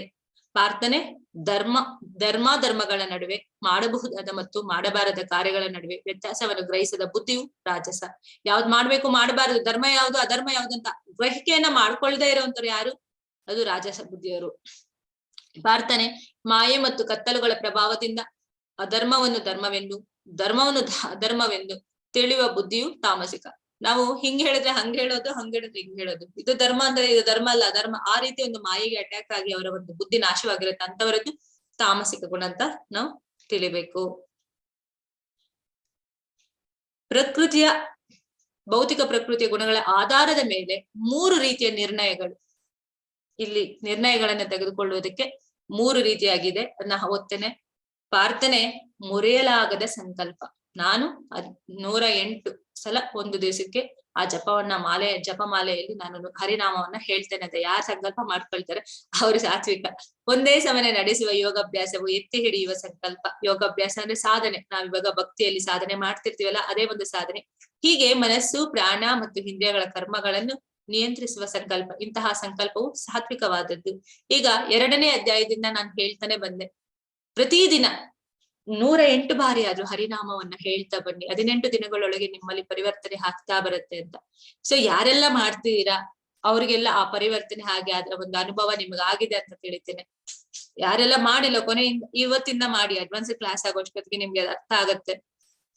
ಅರ್ಜುನನೇ, ಧರ್ಮದಲ್ಲಿ, ಆರ್ಥಿಕ ಬೆಳವಣಿಗೆಯಲ್ಲಿ ಮತ್ತು ಇಂದ್ರಿಯ ಭೋಗದಲ್ಲಿ ಕರ್ಮಫಲಕ್ಕೆ ಬಲವಾಗಿ ಅಂಟಿಕೊಂಡಿರುವ ದೃಢ ಸಂಕಲ್ಪವು ರಾಜಸವಾದದ್ದು. ಇಂದ್ರಿಯ ತೃಪ್ತಿಯನ್ನೇ ಒಂದು ದೃಢ ಸಂಕಲ್ಪವಾಗಿರ್ತಾರಲ್ಲ, ಇಂದ್ರಿಯ ತೃಪ್ತಿಯನ್ನು ಮಾಡ್ಕೊಳ್ಳುವಂಥದ್ದು ಅವರು ರಾಜಸಿಕವಾಗಿರ್ತಾರೆ ಅಂತ. ಪ್ರಾರ್ಥನೆ ಕನಸು ಕಾಣುವುದು, ಭಯ, ಶೋಕ, ವಿಷಾದ ಮತ್ತು ಮಾಯೆ ಇವುಗಳಾಚೆ ಹೋಗಲಾರದ ಮೂರ್ಖ ಸಂಕಲ್ಪವು ತಾಮಸಿಕವಾದದ್ದು. ಹಗಲ್ಗನಸು ಕಾಣ್ತಿರ್ತಾರೆ ಕೆಲವರೆಲ್ಲ, ಮಾಡುವಂತಹ ಕೆಲಸವನ್ನ ಮಾಡದೆ ಭಯ ಪಡ್ತಾ ಇರುವಂತದ್ದು. ಆ ಭಯದಿಂದ ಮಾಡುವ ಕೆಲಸದಿಂದ ಅಪಾಯವಾದಾಗ ಅದರಿಂದ ಶೋಕ ಆಗುತ್ತೆ, ವಿಷಾದ ಬರುತ್ತೆ. ಇವೆಲ್ಲ ಏನು? ಮಾಯೆ. ಇವುಗಳಾಚೆ ಹೋಗಲಾರದ ಮೂರ್ಖ ಅವನು ತಮ್ಮ ಗುಣದಲ್ಲಿ ಇರ್ತಾನೆ ಅಂತ. ಭೌತಿಕ ಪ್ರಕೃತಿಯ ಗುಣಗಳ ಆಧಾರದ ಮೇಲೆ 3 ರೀತಿಯ ಸಂತೋಷ. ಯಾವುದು ಪ್ರಾರಂಭದಲ್ಲಿ ವಿಷದಂತಿದ್ದು ಕಡೆಗೆ ಅಮೃತದಂತೆ ಆಗುತ್ತದೆಯೋ, ಯಾವುದು ಆತ್ಮ ಸಾಕ್ಷಾತ್ಕಾರದ ಹಂತಕ್ಕೆ ಜಾಗೃತಗೊಳಿಸುವುದು, ಅದನ್ನು ಸಾತ್ವಿಕ ಸುಖ ಎಂದು ಕರೆಯುತ್ತಾರೆ. ಈಗ ನಾವು ಒಂದು ಕಥೆಯನ್ನ ನೋಡಿದ್ವಿ, ಅದಕ್ಕೆ ಸಂಬಂಧಪಟ್ಟದ್ದು. ಇದೆಲ್ಲ ಮೊದಲು ಕಷ್ಟ ಪಡ್ತಾರೆ, ನಂತರ ಸಂತೋಷವನ್ನ ಪಡ್ತಾರೆ, ಅವರು ಸಾತ್ವಿಕ ಗುಣದವರಾಗಿರ್ತಾರೆ. ಒಂದು ಬಗೆಯ ಸುಖವು ಇಂದ್ರಿಯಗಳು ತಮ್ಮ ವಸ್ತುವಿನೊಡನೆ ಸಂಪರ್ಕ ಪಡೆಯುವುದರಿಂದ ಉಂಟಾಗುತ್ತದೆ. ಇದು ಪ್ರಾರಂಭದಲ್ಲಿ ಅಮೃತದಂತಿದ್ದು ಕಡೆಗೆ ವಿಷವಾಗುತ್ತದೆ. ಇದು ರಾಜಸ ಗುಣದ ಸುಖ ಎಂದು ಹೇಳಲಾಗುತ್ತದೆ. ವಸ್ತು ಸುಖ, ವಿಷಯಾಸಕ್ತಿಗಳಲ್ಲಿ ಅವರಿಗೆ ಆಸಕ್ತಿ ಇರುವಂತವರಿಗೆ ರಾಜಸ ಅಂತ ಹೇಳ್ತಾರೆ.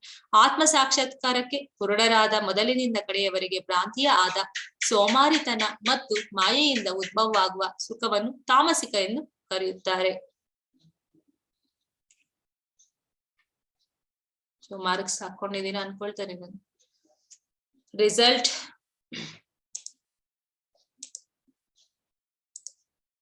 Near 18 thumbs up. ಯಾರಿಗೆ 18 ಬಂದಿದ್ಯೋ ಅವರು ಸಾತ್ವಿಕವಾಗಿದ್ದಾರೆ ಅಂತ.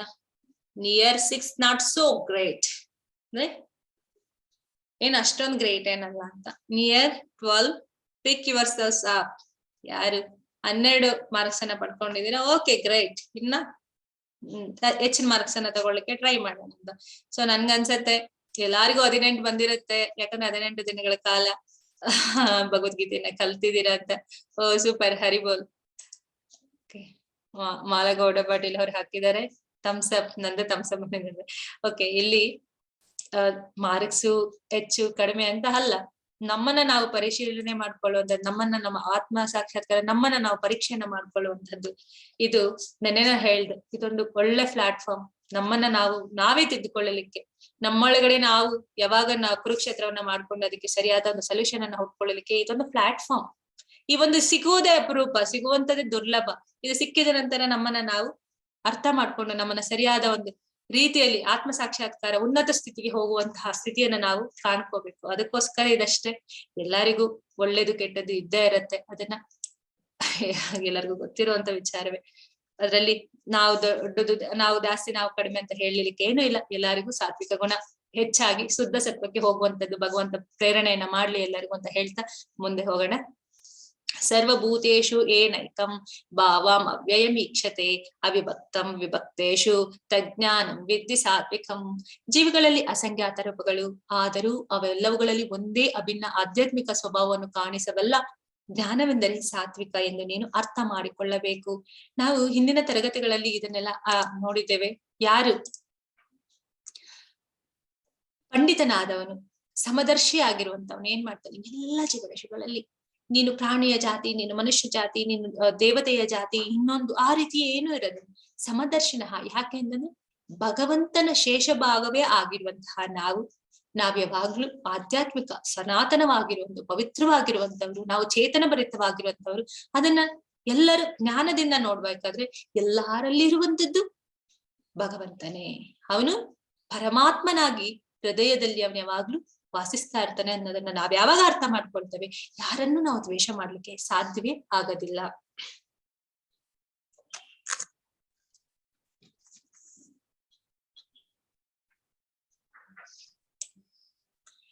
ಧೃತ್ಯಾಯ ಧಾರಯತೆ ಮನಃ ಪ್ರಾಣೇಂದ್ರಿಯ ಕ್ರಿಯಃ ಯೋಗೇನ ವ್ಯಭಿಚಾರಿಣ್ಯಾ ಧೃತಿ ಸಾ ಪಾರ್ಥ ಸಾತ್ವಿಕಿ.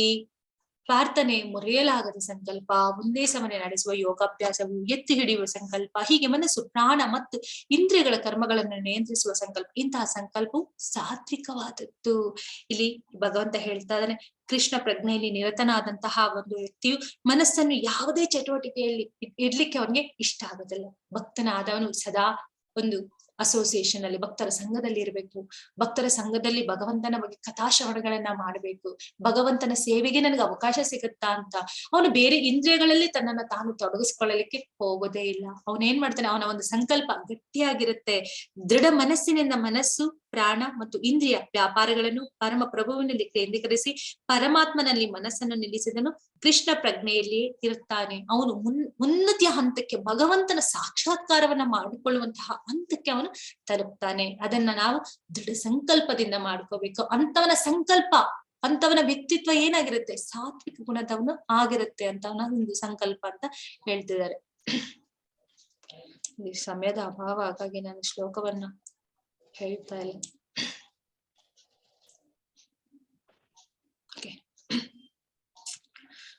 ಶಮೋದಮಸ್ತಪ ಶೌಚಂ ಶಾಂತಿರಾರ್ಜಮಮೇವ ಚ ಜ್ಞಾನಂ ವಿಜ್ಞಾನಂ ಆಸ್ತಿಕ್ಯಂ ಬ್ರಹ್ಮ ಕರ್ಮ ಸ್ವಭಾವಜಂ. ಶಾಂತಿ ಸ್ವಭಾವ, ಆತ್ಮ ಸಂಯಮ, ತಪಸ್ಸು, ಸಹನೆ, ಪ್ರಾಮಾಣಿಕತೆ, ಜ್ಞಾನ, ವಿವೇಕ ಮತ್ತು ಆಸ್ತಿಕ್ಯ, ಈ ಸಹಜ ಗುಣಗಳಿಂದ ಬ್ರಾಹ್ಮಣರು ಕರ್ಮವನ್ನು ಮಾಡುತ್ತಾರೆ. ಇಲ್ಲಿ ಬ್ರಾಹ್ಮಣರ ಬಗ್ಗೆ ನಾವು ಹೇಳೋದಾದ್ರೆ, ಜನ್ಮಜಾಯಿತೇನ ಶೂದ್ರ ಆಚರಣೇನ ದ್ವಿಜಃ. ಪ್ರಾಣಿ ಪಕ್ಷಿಗಳು ಮನುಷ್ಯರು ಪ್ರತಿಯೊಬ್ರು ಕೂಡ ಕ್ಷೂದ್ರನಾಗಿ ಹುಟ್ಟುವಂಥದ್ದು.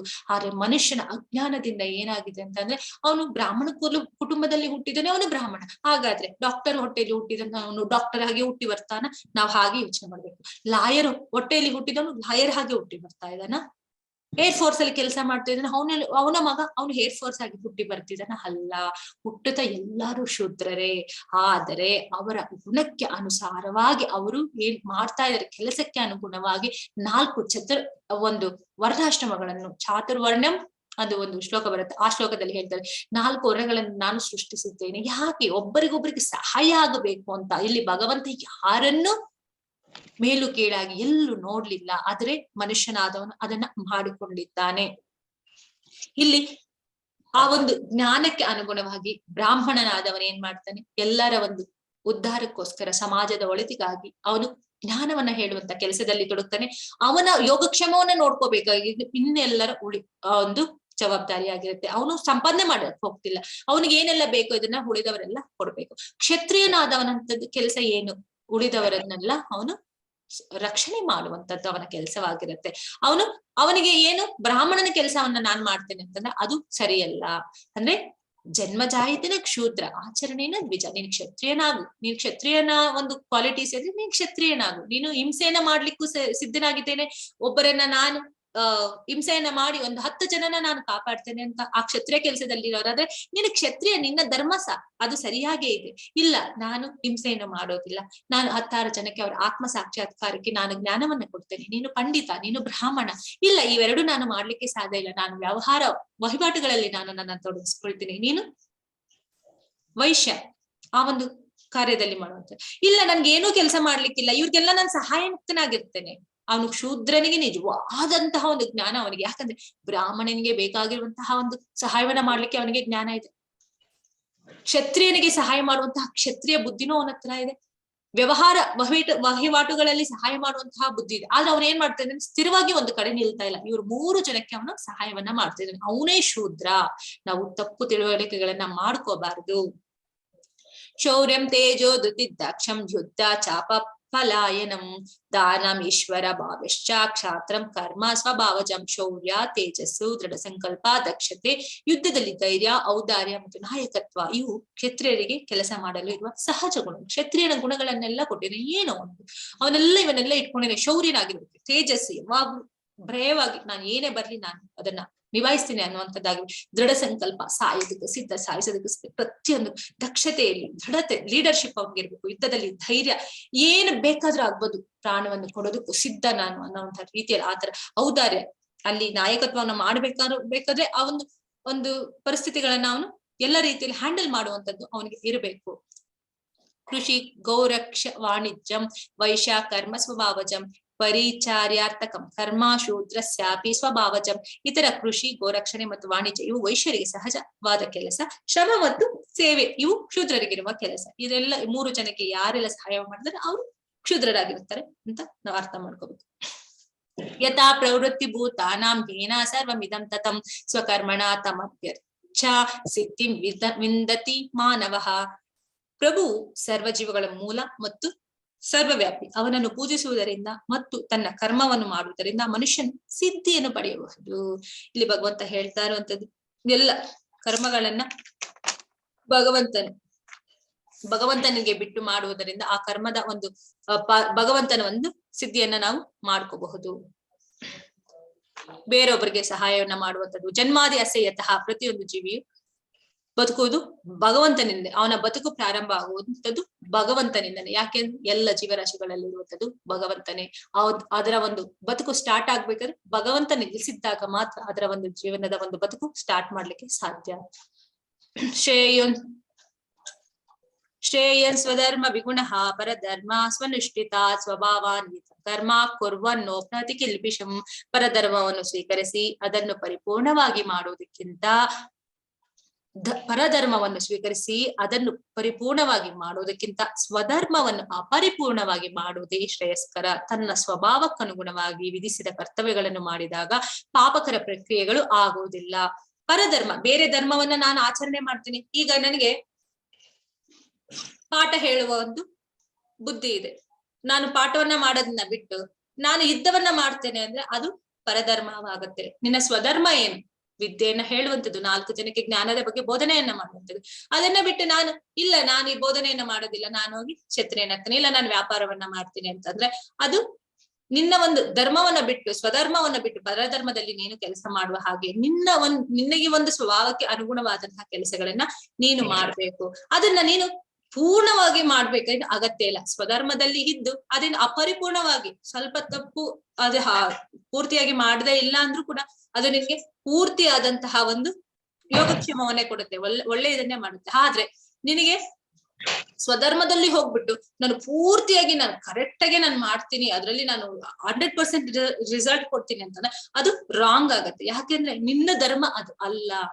ಹಾಗಾಗಿ ನಿನ್ನ ಸ್ವಭಾವಕ್ಕೆ ಯಾವ ಧರ್ಮ ಅನುಗುಣವಾಗುತ್ತೋ ಆ ಧರ್ಮದಲ್ಲಿ ನೀನು ನಿನ್ನ ಕೆಲಸಗಳನ್ನ, ನಿನ್ನ ವೃತ್ತಿಯನ್ನ ನೀನು ಮಾಡ್ಬೇಕು. ಆಗ ಕರ್ಮ ಬಂಧನದಿಂದ ನೀನು ಮುಕ್ತಿ ಆಗ್ಲಿಕ್ಕೆ ಸಾಧ್ಯ ಇರುತ್ತೆ. ಇಲ್ಲಿ ಇಷ್ಟು ಒಂದು ಜೀವಗಳು ಇದೆ, ಇಲ್ಲಿ ಬೇರೆ ಬೇರೆ ಪ್ರಾಣಿಗಳಿದೆ. ಇಲ್ಲಿ ನೀವು ಹೋಗಿ ಮರವನ್ನ ಹತ್ತಿ ಅಂತ ಹೇಳಿದ್ರೆ ಯಾರು ಬೇಗ ಹೋಗ್ತಾರೆ? ಆ ಮರವನ್ನ ಹತ್ತುವಂತದ್ರಲ್ಲಿ ಮಂಗ ಅದು ಒಳ್ಳೆಯ ಒಂದು ಪರಿಣಿತಿಯನ್ನ ಪಡೆದುಕೊಂಡಿದೆ, ಅದಕ್ಕೆ ಗೊತ್ತು ಅದು ಹೋಗಿ ಹತ್ತುವುದಕ್ಕೆ ಅದು ಸರಿ. ಅದೇ ಬಿಟ್ಟು ಬೇರೆ ಪ್ರಾಣಿಗಳು ಹೋಗಿ ಹತ್ತಲಿಕ್ಕೆ ಆಗೋದಿಲ್ಲ. ಯಾಕೆಂದ್ರೆ ತನ್ನ ಕೆಲಸವನ್ನ ತಾನು ಮಾಡಿದ್ರೆ ಅದಕ್ಕೆ ಉತ್ತಮ ಅನ್ನೋ ಹಾಗೆ ನಾವು ಕೂಡ ನಮ್ಮ ಒಂದು ಧರ್ಮದಲ್ಲಿ, ನನ್ನ ಒಂದು ಸ್ವಧರ್ಮದಲ್ಲಿ ನಾನು ಮಾಡುವಂತ ಕೆಲಸವನ್ನ ನಾನು ಮಾಡಿದ್ರೆ ಅದು ಪರಿಪೂರ್ಣತೆ. ಪರಧರ್ಮವನ್ನ ನಾನು ಅನುಸರಿಸಬಾರದು. ಆಸಕ್ತ ಬುದ್ಧಿ ಸರ್ವತ್ರ ಜಿತಾತ್ಮ ವಿಗತ ಸ್ಪೃಹ ನೈಷ್ಕರ್ಮ್ಯ ಸಿದ್ಧಿಂ ಪರಮಾಂ ಸನ್ಯಾಸೇನಾಧಿಗಚ್ಚತಿ. ಅಗ್ನಿಯು ಹೊಗೆಯಿಂದ ಆವೃತವಾದಂತೆ ಪ್ರತಿಯೊಂದು ಪ್ರಯತ್ನವು ಯಾವುದಾದರೂ ದೋಷದಿಂದ ಆವೃತವಾಗಿರುತ್ತದೆ. ಕುಂತಿಯ ಮಗನಾದ ಅರ್ಜುನನೇ, ಮನುಷ್ಯನ ಸ್ವಧರ್ಮದಿಂದ ಬರುವ ಕರ್ಮವು ದೋಷದಿಂದ ಕೂಡಿದರೂ ಅದನ್ನು ಬಿಡಬಾರದು. ನಾವು ನಮ್ಮ ಒಂದು ಸ್ವಧರ್ಮ ದೋಷ ಆಗಿದೆ, ನಾನು ಪರಿಪೂರ್ಣವಾಗಿ ನಾನು ಮಾಡ್ತಾ ಇಲ್ಲ ಅನ್ನೋದಾದ್ರೂ ಕೂಡ ನಾವು ಅದನ್ನ ಬಿಡುವಂತಹ ಅಗತ್ಯವೇನಿಲ್ಲ. ನೀನ್ ಅದನ್ನ ಮುಂದುವರಿಸ್ಬೇಕು ಅಂತ ಇಲ್ಲಿ ಭಗವಂತ ಹೇಳ್ತಾ ಇದ್ದಾನೆ. ಆದ್ರೆ ನೀನು ಕ್ಷತ್ರಿಯನಾಗಿದ್ದು ನಾನು ಯುದ್ಧವನ್ನು ಮಾಡೋದಿಲ್ಲ ಅಂತ ಅಸ್ತ್ರಗಳನ್ನ ಬಿಟ್ಟು ನಾನು ಬ್ರಾಹ್ಮಣ ಕೆಲಸವನ್ನ ಮಾಡ್ತೇನೆ ಅಂತಂದ್ರೆ, ನೀನು ಪೂರ್ತಿಯಾಗಿ ಬ್ರಾಹ್ಮಣನಾಗಿ ನೀನ್ ಕೆಲಸ ಮಾಡ್ತೇನೆ ಅಂದ್ರೂ ಕೂಡ ಅದು ಏನಾಗುತ್ತೆ, ತಪ್ಪಾಗತ್ತೆ. ಆದರೆ ಈ 4 ಗುಣಗಳನ್ನ ಮೀರಿದ್ದು ವೈಷ್ಣವ ಗುಣ. ನಾವ್ ಯಾವಾಗ ಕೃಷ್ಣನನ್ನ ಆರಾಧನೆಯನ್ನ ಮಾಡ್ತೀವಿ, ಕೃಷ್ಣನನ್ನ ಭಜಿಸ್ತೀವಿ, ಕೃಷ್ಣನನ್ನ ಯಾವಾಗ್ಲೂ ಅನರ್ಥವೂ ನೆನೆಸ್ತಾ ಇರ್ತೀವಿ, ಅವನೇನಾಗ್ತಾನೆ, ವೈಷ್ಣವನಾಗ್ತಾನೆ. ಈ 4 ಗುಣಗಳು ಮೀರಿದವನಾಗ್ತಾನೆ. ಅದಕ್ಕೆ ಹೇಳುವಂಥದ್ದು, ವೈಷ್ಣವ ಒಂದು ಕುಟುಂಬದಲ್ಲಿ ಎಂಥ ಒಂದು ಜೀವಿಯ ಜನ್ಮವನ್ನ ಪಡೆದುಕೊಳ್ಳಲಿಕ್ಕೆ ಜೀವಿಯು ಕಾತರತೆಯಿಂದ ಕಾಯ್ತಾ ಇರುತ್ತೆ. ಯಾಕಂತಂದ್ರೆ ಅವ್ರ ಮನೆಯಲ್ಲಿ ನಿತ್ಯವೂ ಭಗವಂತನ ಆರಾಧನೆ, ಭಗವಂತನ ಒಂದು ಗುಣಗಾನ, ಭಗವಂತನ ಭಾಗವತ, ಭಗವದ್ಗೀತೆ ಇದೆಲ್ಲ ನಡೀತಾ ಇರುತ್ತೆ. ಹಾಗಾಗಿ ವೈಷ್ಣವ ಅನ್ನುವಂಥದ್ದು ಎಲ್ಲದಕ್ಕಿಂತ ಹೈಯೆಸ್ಟ್, ಇದನ್ನೆಲ್ಲ ಮೀರಿದವನು ಅಂತ ಹೇಳ್ತಾರೆ. ಬ್ರಹ್ಮಮೂತ ಪ್ರಸನ್ನಾತ್ಮ ನ ಶೋಷತಿ ನ ಕಾಂಕ್ಷತಿ ಸಮಸ್ಸರ್ವೇಷು ಭೂತೇಷು ಮದ್ಭಕ್ತಿಂ ಲಭತೆ ಪರಂ. ಹೀಗೆ ಆಧ್ಯಾತ್ಮಿಕ ನೆಲೆಯಲ್ಲಿರುವವರು ಕೂಡಲೇ ಪರಮ ಬ್ರಹ್ಮನ ಸಾಕ್ಷಾತ್ಕಾರವನ್ನು ಪಡೆಯುತ್ತಾನೆ ಮತ್ತು ಸಂಪೂರ್ಣವಾಗಿ ಪ್ರಸನ್ನನಾಗುತ್ತಾನೆ. ಅವನು ಯಾವಾಗಲೂ ಶೋಕಿಸುವುದಿಲ್ಲ ಅಥವಾ ಏನನ್ನೂ ಬಯಸುವುದಿಲ್ಲ. ಅವನು ಎಲ್ಲ ಜೀವಿಗಳನ್ನು ಒಂದೇ ಸಮನಾಗಿ ಕಾಣುತ್ತಾನೆ. ಇಂತಹ ಸ್ಥಿತಿಯಲ್ಲಿ ಅವನು ನನ್ನ ಪರಿಶುದ್ಧ ಭಕ್ತಿ ಸೇವೆಯನ್ನು ಪಡೆಯುತ್ತಾನೆ. ಇಲ್ಲಿ ಹೇಳ್ತಾ ಇರುವಂತದ್ದು ನಿರಾಕಾರವಾದಗಳು ಬ್ರಹ್ಮೇತಿ ಪರಮಾತ್ಮೇತಿ ಭಗವಾನೇತಿ. ಬ್ರಹ್ಮೇತಿ, ಬ್ರಹ್ಮನಲ್ಲಿ ಒಂದಾಗ್ಬಿಡುವುದೇ ಅವರ ಒಂದು ಗುರಿಯಾಗಿರುತ್ತೆ. ಆದರೆ ಆ ಬ್ರಹ್ಮನಲ್ಲಿ ಒಂದಾಗುವುದೇ ಗುರಿ, ಅದು ಲಾಸ್ಟ್ ಅಲ್ಟಿಮೇಟ್ ಅಲ್ಲ. ಅಲ್ಲಿಂದ ಏನಾಗುತ್ತೆ, ಪರಮಾತ್ಮ ಐತಿ, ಇನ್ನೊಂದು ಸ್ಟೆಪ್ ಇದೆ, ಅದರಿಂದ ಭಗವಾನೇತಿ, ಭಗವಂತನನ್ನ ಅರ್ಥ ಮಾಡ್ಕೋಬೇಕು. ಸೂರ್ಯನಿಂದ ಬೆಳಕು ಬಂದಿದೆ, ಆ ಬೆಳಕೆ ಸೂರ್ಯ ಅಲ್ಲ. ಆ ಬೆಳಕಿನ ಹಿಂದೆ ಸೂರ್ಯ ಇರೋದ್ರಿಂದಲೇ ಆ ಶಕ್ತಿ ಇರೋದ್ರಿಂದ, ಆ ಶಕ್ತಿಮಾನಿಂದ ಆ ಬೆಳಕು ಬರ್ತಾ ಇರೋದ್ರಿಂದನೇ ಆ ಬೆಳಕು ಇದೆ. ಆ ಬೆಳಕಲ್ಲಿ ನಾನು ಹೊಂದಾಗ್ಬಿಡ್ತೀನಿ ಅಂದ್ರೆ ಅದಲ್ಲ, ಅದು ಪರಿಪೂರ್ಣತೆಯ ಹಂತ ಅಲ್ಲ. ಅದನ್ನ ಅರ್ಥ ಮಾಡಿಕೊಂಡು ಭಕ್ತಿಯಲ್ಲಿ ಯಾವಾಗ ತನ್ನನ್ನ ತಾನು ತೊಡಗಿಸ್ಕೊಳ್ತಾನೋ ಆ ಸಕಾರವಾದಿ ಏನಾಗ್ತಾನೆ, ಭಕ್ತನಾದವನ ಏನ್ ಮಾಡ್ತಾನೆ, ತಕ್ಷಣಕ್ಕೆ ಅವನು ಬ್ರಹ್ಮ ಜ್ಞಾನದಲ್ಲಿ ಅವನು ಎಂಟ್ರಿಯನ್ನ ಕೊಡ್ತಾನೆ ಅಂತ. ಯಾರು ಭಕ್ತಿಯನ್ನ ಮಾಡ್ಲಿಕ್ಕೆ ಸ್ಟಾರ್ಟ್ ಮಾಡ್ತಾನೆ ಅವನು ಬ್ರಹ್ಮಜ್ಞಾನದಲ್ಲಿ ಆಗ್ಲೇ ಇದ್ದ ಹಾಗೆ. ಅವನಿಗೆ ಮುಂದುವರೆದ ಆ ಒಂದು ಜ್ಞಾನ ಏನಾಗತ್ತೆ, ಓ ನಾನೀಗ ಬ್ರಹ್ಮಜ್ಞಾನದಲ್ಲಿ ಅಂದ್ರೆ ಭಗವಂತನನ್ನ ಆರಾಧನೆ ಮಾಡ್ತಾ ಇದ್ದೇನೆ, ಇನ್ನ ಮುಂದುವರೆದು ಭಗವಂತನನ್ನ ಸೇರುವಂತಹ ಮಾರ್ಗವನ್ನ ನಾನು ತಲುಪಬೇಕಾಗಿದೆ ಅನ್ನುವಂತ ಜ್ಞಾನವನ್ನ ಭಗವಂತ ಕೊಡ್ತಾನೆ. ಅಲ್ಲಿಂದ ಆತ್ಮ ಪರಮಾತ್ಮ ಎರಡನ್ನ ಅರ್ಥ ಮಾಡ್ಕೊಳ್ತಾನೆ. ಅಲ್ಟಿಮೇಟ್ ಯಾವುದು, ಭಗವಂತನೇ ಇರುವಂತದ್ದು. ಯಾವಾಗ್ಲೂ ಜೀವಿಯು ಅವನು ಬೇರೆ ಆಗಿರ್ತಾನೆ. ಅವನು ಭಗವಂತನ ಲೋಕಕ್ಕೂ ಹೋದ್ರು ಕೂಡ ಭಗವಂತನ ಪಾದ ಕಮಲಗಳಲ್ಲಿ ಆಗ್ತಾ ಇರುವಂತಹ ಸೇವೆಯನ್ನ ತಾನು ಪ್ರತ್ಯೇಕವಾಗಿದ್ದು ಭಗವಂತನನ್ನ ಕಾಣ್ತಾ ಇರ್ತಾನೆ. ಆದ್ರೆ ನಿರಾಕಾರವಾದಿಗಳಿಗೆ ಇದೆಲ್ಲ ಇರೋದಿಲ್ಲ. ಯಾಕೆಂತಂದ್ರೆ ಅದು ಅವರ ಒಂದು ಅಲ್ಪ ಮಟ್ಟದ ಜ್ಞಾನ ಅಂತ. ಆದ್ರೆ ಅವರ ಒಂದು ಎಫರ್ಟ್ ತುಂಬಾನೇ ಇರುತ್ತೆ, ಬಟ್ ಅವ್ರಿಗೆ ಪರಿಪೂರ್ಣತೆ ದೊರಕೋದಿಲ್ಲ. ಆದ್ರೆ ಕಷ್ಟ ಬೀಳ್ತಾನೆ ಇರ್ತಾರೆ. ವ್ಯರ್ಥ ಕಾಲಕ್ಷೇಪ ಮಾಡೋದಕ್ಕಿಂತ ಆ ಭಗವಂತನಲ್ಲಿ ನಂಬಿಕೆ ಇಟ್ಟು ನಾವು ಮುಂದುವರಿಯುವುದು ಉತ್ತಮ.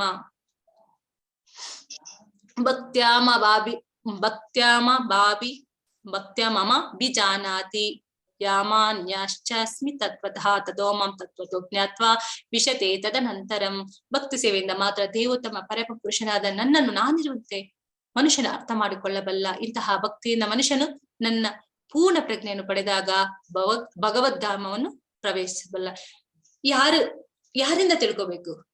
ಇದನ್ನ ಅರ್ಥ ಮಾಡಿಕೊಂಡು ಅದನ್ನ ಅನುಭವಿಸಿ ಅದ್ರ ಬಗ್ಗೆ ಯಾರು ಜ್ಞಾನವನ್ನ ಪಡ್ಕೊಂಡಿರ್ತಾರೋ ಅಂತವರಿಂದ ನಾವು ಭಕ್ತಿಯನ್ನ ಅರ್ಥ ಮಾಡಿಕೊಂಡಾಗ ಆ ಭಗವಂತನನ್ನ ಅರ್ಥ ಮಾಡ್ಕೊಳ್ಳಲಿಕ್ಕೆ ನಮ್ಗೆ ಸಾಧ್ಯವಾಗುತ್ತೆ. ಅದಕ್ಕೆ ಹೇಳ್ತಾ ಇರೋದು ಭಕ್ತಿ ಸೇವೆಯಿಂದ ಮಾತ್ರ. ಆ ಭಕ್ತಿಯನ್ನ ಯಾರು ಮಾಡ್ತಿದ್ದಾರೆ ಅವರಿಂದ ನಾವು ಕೇಳಿ ತಿಳ್ಕೋಬೇಕು. ಒಬ್ಬ ಗುರುವಿಂದ ಅರ್ಥ ಮಾಡ್ಕೊಂಡು ಆ ಅರ್ಥವನ್ನ ತಿಳಿದುಕೊಳ್ಳದೇ ಇರುವಂತಹ ವ್ಯಕ್ತಿ ಹತ್ರ ಹೋದ್ರೆ ಅವನೇನು ಅರ್ಥ ಮಾಡಿಸ್ಲಿಕ್ಕೆ ಸಾಧ್ಯ ಆಗುತ್ತೆ? ಅದೇ ಭಕ್ತಿಯನ್ನ ಅರ್ಥ ಮಾಡಿಕೊಂಡು ಭಗವಂತನಿದ್ದಾನೆ ಅಂತ ದೃಢ ಸಂಕಲ್ಪದಲ್ಲಿ ಅವನು ಮುಂದುವರಿತಾ ಇದ್ದು ಆ ಗುರುವಿನ ಒಂದು ಉಪದೇಶದಿಂದ, ತತ್ವಜ್ಞಾನಗಳಿಂದ ಆ ಒಂದು ಜ್ಞಾನವನ್ನ ಪಡೆದುಕೊಂಡಾಗ ನಮ್ಮ ಒಂದು ಜ್ಞಾನ ಬೆಳಗತ್ತೆ. ಅದಕ್ಕೆ ಹೇಳ್ತಾ ಇರೋದು ದೇವೋತ್ತಮ ಪರಮ ಪುರುಷನಾದ ನನ್ನನ್ನು ನಾನಿರುವಂತೆ ಮನುಷ್ಯನ ಅರ್ಥ ಮಾಡಿಕೊಳ್ಳಬಲ್ಲ. ಹೇಗೆ ಅರ್ಥ ಮಾಡ್ಕೊಳ್ತಾನೆ? ಅಷ್ಟು ಸುಲಭವಲ್ಲ ಅರ್ಥ ಮಾಡ್ಕೊಳ್ಳುವಂಥದ್ದು. ಯಾರ್ಯಾರು ಹೇಳಿದ್ರೆ ಅದೆಲ್ಲ ಭಕ್ತಿ ಅರ್ಥ ಆಗುವಂತದ್ದಲ್ಲ. ಹಾಗಾಗಿ ಅರ್ಥ ಮಾಡ್ಕೋಬೇಕಾದ್ರೆ ನಾವು ಭಗವಂತನನ್ನ ಅರ್ಥಕೊಂಡಿರುವಂತವರು ಗುರುಗಳಿಂದ, ಈಗ ಪ್ರಭುಪಾದರು ಅರ್ಥಕೊಂಡು ಅವರು ಹೇಳಿದ್ದಾರೆ ಭಗವಂತನಿದ್ದಾನೆ, ಭಗವಂತನನ್ನ ನಾವು ಕಾಣ್ಲಿಕ್ಕಿದ್ದೇವೆ. ಯಾಕಂದ್ರೆ ನನ್ನ ಗುರುಗಳು ಹೇಳಿದ್ರೆ ಅದು ಬಂದಿರೋದು ಎಲ್ಲಿಂದ? ಕೃಷ್ಣನಿಂದ ನಾರದ, ನಾರದರಿಂದ ವೇದವ್ಯಾಸ, ಬ್ರಹ್ಮನಿಂದ ನಾರದರಿಂದ ಹೀಗೆ ವೇದವ್ಯಾಸರಿಗೆ ಹೀಗೆ ಅದು ಅರಿದು ಬಂದಿದೆ. ಇದನ್ನ ತಿಳಿದಂತಹ ಗುರುಗಳೇ ನಮಗೆ ಹೇಳಿದ್ದಾರೆ. ಇದನ್ನ ನಾವು ಪಾಲನೆ ಮಾಡೋದಿಲ್ಲ. ನಿಜವಾಗ್ಲೂ ಭಗವದ್ಧಾಮಕ್ಕೆ ಹೋಗುವುದರಲ್ಲಿ ಸಂಶಯವೇ ಇಲ್ಲ ಅಂತ ಹೇಳ್ತಾ ಇದ್ದಾರೆ. ಭಗವಂತನನ್ನ ಅರ್ಥಕೊಳ್ಬೇಕಾದ್ರೆ ಸರಿಯಾದ ಗುರುವಿನ ಮಾರ್ಗದರ್ಶನವಿರಬೇಕು. ಆ ಮಾರ್ಗದರ್ಶನದಲ್ಲಿ ಭಗವದ್ಧಾಮವನ್ನ ನಾವು ಸೇರ್ಲಿಕ್ಕೆ ಸಾಧ್ಯ ಆಗುತ್ತೆ. ಸರ್ವಕರ್ಮಣ್ಯಮಪಿ ಸದಾ ಕುರ್ವಣೋ ಮಧ್ವಪಾಶ್ರಯಃ ಮತ್ಪ್ರಸಾದಾದಮಾಪ್ನೋತಿ ಶಾಶ್ವತಂ ಪದಮವ್ಯಯಂ. ನನ್ನ ಪರಿಶುದ್ಧ ಭಕ್ತನು ಎಲ್ಲ ಬಗೆಯ ವ್ಯಾಪಾರಗಳಲ್ಲಿ ನಿರತನಾಗಿದ್ದರೂ ನನ್ನ ರಕ್ಷಣೆಯಲ್ಲಿ ನನ್ನ ಕೃಪೆಯಿಂದ ಶಾಶ್ವತವೂ ಅವ್ಯಯವೂ ಆದ ನಿವಾಸವನ್ನು ಸೇರುತ್ತಾನೆ. ಈ ರೀತಿ ಯಾರು ಭಗವಂತನನ್ನ ಅರ್ಥ ಮಾಡ್ಕೊಂಡಿರ್ತಾನೆ, ಅವನ ಕೆಲಸದಲ್ಲಿ ಅವನು ನಿರತವಾಗಿರ್ತಾನೆ, ಆ ಭಗವಂತನ ಒಂದು ಕೃಪೆಯಿಂದ ಅವನು ಎಲ್ಲ ಭಗವಂತನನ್ನ ಸೇರ್ಲಿಕ್ಕೆ ಬೇಕಾಗಿರುವಂತಹ ಎಲ್ಲವನ್ನು ಭಗವಂತ ಪ್ರಸಾದಿಸ್ತಾನೆ. ಇಲ್ಲಿ ನೋಡ್ತಾ ಇರ್ಬೋದು ಒಂದು ಚಿತ್ರದಲ್ಲಿ ಆ ಭಕ್ತರು ಯಾವ ರೀತಿ ಅವರ ಒಂದು ಕಾರ್ಯಚಟುವಟಿಕೆಗಳಿದೆ. ಅಲ್ಲಿ ಹೆಣ್ಣು ಮಕ್ಕಳೆಲ್ಲ ಒಳಗಡೆದಿದ್ದಾರೆ, ಅಲ್ಲಿರುವಂತಹ ಪ್ರಭುಗಳೆಲ್ಲ ಹೊರಗಡೆ ಕೂತು ಮಾತಾಡ್ತಿದ್ದಾರೆ. ಯಾವಾಗ ನಾವು ಈ ರೀತಿಯಾದಂತಹ ಶ್ರದ್ಧಾ ಭಕ್ತಿಗಳನ್ನ ನಾವು ಕಲಿತೀವಿ ಗುರುವಿನಿಂದ, ಆಗ ನಮ್ಗೆ ಹಂತ ಹಂತವಾಗಿ ಒಂದು ಉನ್ನತಿಯ ಸ್ಥಾನಕ್ಕೆ ಹೋಗ್ಲಿಕ್ಕೆ ಸಾಧ್ಯವಾಗುತ್ತೆ. ಈಗೆಲ್ಲ ಏನಿಲ್ಲ, ದೊಡ್ಡವರಿದ್ರು ಮಕ್ಕಳು ಕಾಲ್ ಮೇಲೆ ಕಾಲ್ ಹಾಕೊಂಡು ಸೋಫಾ ಮೇಲೆ ಕುತ್ಕೊಂಡು ರಿಮೋಟ್ ಇಟ್ಕೊಂಡು ಟಿವಿ ನೋಡ್ತಿರ್ತಾರೆ. ಆದ್ರೆ ಅಲ್ಲಿ ನಾವು ನೋಡ್ತಾ ಇರ್ಬೋದು ಹೆಣ್ಣು ಮಕ್ಕಳು ಎಷ್ಟು ಅವರು ಒಂದು ಹಿಂದೆ ನಿಂತು ಅವ್ರು ಮಾತಾಡ್ತಾ ಇರೋದನ್ನ ಅವರು ಅನುಭವಿಸ್ತಾರೆ. ಆದ್ರೆ ಅವರ ಒಂದು ಶ್ರದ್ಧೆಯಲ್ಲಿ ಬಹಳ ವ್ಯತ್ಯಾಸವಿದೆ. ಇದು ನಾವು ಯಾವಾಗ ಕಲಿತೀವಿ ಅಂತಂದ್ರೆ ಭಕ್ತಿಗೆ ಬಂದ ಮೇಲೆ ಅದು ನಮ್ಗೆ ಅರ್ಥವಾಗುತ್ತೆ. ಓ, ನಾನ್ ಹೇಗಿರ್ಬೇಕು, ನನ್ನ ಒಂದು ಉಡುಗೆ ತೊಡುಗೆಗಳು ಹೇಗಿರ್ಬೇಕು, ನಾನು ಬೇರೆಯವ್ರ ಹತ್ರ ಮಾತಾಡ್ಬೇಕಾದ್ರೆ ಹೇಗೆ, ಪ್ರತಿಯೊಂದು ಭಕ್ತಿಯಲ್ಲಿ ಬರ್ತಾರೆ. ಅದಕ್ಕೆ ನೀನ್ ಏನೇ ಆಗು, ನೀನ್ ಇಂಜಿನಿಯರ್ ಆಗು, ಡಾಕ್ಟರ್ ಆಗು, ಲಾಯರ್ ಆಗು, ಏರ್ಫೋರ್ಸ್ ಕೆಲಸ ಮಾಡು, ಪೊಲೀಸ್ ಆಗು, ಏನೇ ಆಗು, ಆದ್ರೆ ನೀನು ಭಕ್ತನಾದ್ರೆ ನಿನಗೆ ಎಲ್ಲ ಶಿಸ್ತು ನಿನಗೆ ಬರುತ್ತೆ. ನಂತರ ನೀನ್ ಏನ್ ಬೇಕಾದ್ರೂ ನೀನ್ ಆಗುವಂತ ಪ್ರಭುಪಾದರು ಹೇಳೋದು. ಹಾಗಾಗಿ ಭಕ್ತಿ ಎಲ್ಲರಿಗೂ ಅಗತ್ಯವಾದದ್ದು. ನಾವು ಮನೆಯಲ್ಲಿರುವಂತದ್ದು, ಅಕ್ಕಪಕ್ಕ ಪ್ರತಿಯೊಂದು ನಮ್ಮ ಕುಟುಂಬದಲ್ಲಿರುವ ಮಕ್ಕಳಿಗೆ ಪ್ರತಿಯೊಬ್ಬರಿಗೂ ನಾವು ಗುರು ಆಗಬೇಕು. ಅವರಿಗೆ ಈ ಜ್ಞಾನವನ್ನ ತಿಳಿಸ್ಬೇಕು. ಆ ಜ್ಞಾನವನ್ನ ತಿಳಿಸಿದಾಗ ಅವರು ಕೂಡ ಒಂದು ಶ್ರದ್ಧೆ ಭಕ್ತಿಗಳಿಂದ ಅವರು ಉದ್ಧಾರ ಮಾಡ್ಕೊಳ್ಳಲಿಕ್ಕೆ ಸಾಧ್ಯ ಆಗುತ್ತೆ. ಮಚ್ಚಿತ್ತ ಸರ್ವದುರ್ಗಾಣಿ ಮತ್ಪ್ರಸಾದತ್ತರಿಷ್ಯಸಿ ಅತ ಚೇತ್ವಂ ಅಹಂಕಾರನ್ನ ಶೋಷ್ಯಸಿ ವಿನಂಕ್ಷಸಿ. ನೀನು ನನ್ನ ಪ್ರಜ್ಞೆಯನ್ನು ಹೊಂದಿದಾಗ ಬದ್ಧ ಜೀವನದ ಎಲ್ಲ ಅಡ್ಡಿಗಳನ್ನು ನನ್ನ ಕೃಪೆಯಿಂದ ನಿವಾರಿಸಿಕೊಳ್ಳುವೆ. ಆದರೆ ನೀನು ಇಂತಹ ಪ್ರಜ್ಞೆಯಲ್ಲಿ ಕೆಲಸ ಮಾಡದೆ ಅಹಂಕಾರದಿಂದ ಕೆಲಸ ಮಾಡಿದರೆ, ನನ್ನ ಮಾತುಗಳನ್ನು ಕೇಳದೆ ಹೋದರೆ ಮುಳುಗಿ ಹೋಗುತ್ತೀಯೇ. ಇಲ್ಲಿ ಭಗವಂತ ಹೇಳ್ತಾ ಇದ್ದಾನೆ, ಸದಾ ಸೇವೆಯಲ್ಲಿರುವ ಭಕ್ತನು ಭಗವಂತನನ್ನು ಅರ್ಥ ಮಾಡ್ಕೊಳ್ಳಲಿಕ್ಕೆ ಸಾಧ್ಯ ಆಗುತ್ತೆ. ನಾನು ಹೇಳ್ತಾ ಇದ್ದೇನೆ, ಇದನ್ನ ಮಾಡದೆ ಹೋದ್ರೆ ಏನಾಗುತ್ತೆ, ನೀನು ಪ್ರಪಾತಕ್ಕೆ ಒಳಗಾಗ್ತೀಯ ಅಂತ ಭಗವಂತ ಹೇಳ್ತಾ ಇದ್ದಾನೆ. ಈಶ್ವರ ಸರ್ವಭೂತಾನಂ ಉದ್ದೇಶಾರ್ಜುನ ತಿಷ್ಠತಿ ಬ್ರಹ್ಮಾನ್ ಸರ್ವಭೂತಾನಿ ಯಂತರೂಢಾನಿ ಮಾಯೆಯ. ಅರ್ಜುನನೇ, ಪರಮಪ್ರಭು ಪ್ರತಿಯೊಬ್ಬನ ಹೃದಯದಲ್ಲಿಯೂ ಇದ್ದಾನೆ. ಐಹಿಕ ಶಕ್ತಿಯಿಂದ ಮಾಡಿದ ಯಂತ್ರದಲ್ಲಿ ಕುಳಿತಿರುವಂತೆ ಇಲ್ಲಿರುವ ಎಲ್ಲ ಜೀವಗಳ ತಿರುಗಾಟವನ್ನು ನಿರ್ದೇಶಿಸುತ್ತಿದ್ದಾನೆ. ನಾವು ಇದರ ಬಗ್ಗೆ ಲಾಸ್ಟ್ ಕ್ಲಾಸ್ ಅಲ್ಲಿ ನಾವು ನೋಡಿದ್ವಿ. ಒಳಗೂ ಹೊರಗೂ ಇದ್ದು ಭಗವಂತನ ಅವನು ಎಲ್ಲವನ್ನು ನಿರ್ದೇಶನ ಮಾಡ್ತಾನೆ, ಹೇಗ್ ಮಾಡ್ಬೇಕು ಅಂತ.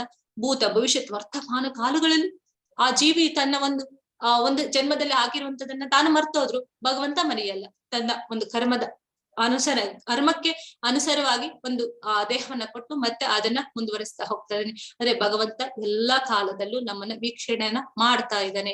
ಒಂದೇ ಕೊಂಬೆಯ ಮೇಲೆ ಕುಳಿತಿರುವ ಎರಡು ಹಕ್ಕಿಗಳ ಹಾಗೆ ಒಂದು ಹಕ್ಕಿ ಏನ್ ಮಾಡ್ತಿದೆ, ಭೌತಿಕ ಜಗತ್ತನ್ನ ನೋಡಿ ಉಪ್ಪು ಖಾರ ಹುಳಿ ಕೊಳ್ತೋಗಿರೋದು ಎಲ್ಲ ಒಂದು ಕಷ್ಟ ಸುಖಗಳನ್ನ ಅನುಭವಿಸ್ತಾ ಇದೆ, ಅದು ತಿಂತಾ ಇದೆ, ಅನುಭವಿಸ್ತಾ ಇದೆ ಅಂತ. ಇನ್ನೊಂದು ಪರಮಾತ್ಮನಾಗಿ ನನ್ನ ಕಡೆ ಯಾವಾಗ ಮುಖ ಮಾಡ್ತೀಯ, ನನ್ನ ಕಡೆ ಯಾವಾಗ ಬರ್ತೀಯ, ನನ್ನನ್ನ ಯಾವಾಗ ಸೇರ್ತೀಯ ಅಂತ ಹೇಳಿ ನೋಡ್ತಾ ಇದೆ. ಆದ್ರೆ ನಾವು ಹೀಗೆ ಮುಖ ಮಾಡಿ ಭಗವಂತನ ಕಡೆ ಮುಖ ಮಾಡ್ಲಿಕ್ಕೆ ನಮ್ಗೆ ಸಾಧ್ಯ ಆಗ್ತಾ ಇಲ್ಲ. ಯಾಕಂದ್ರೆ ಈ ಗುಣತ್ರಯಗಳಿಗೆ ನಾವು ಅಷ್ಟು ಒಳಪಟ್ಟಿದ್ದೇವೆ.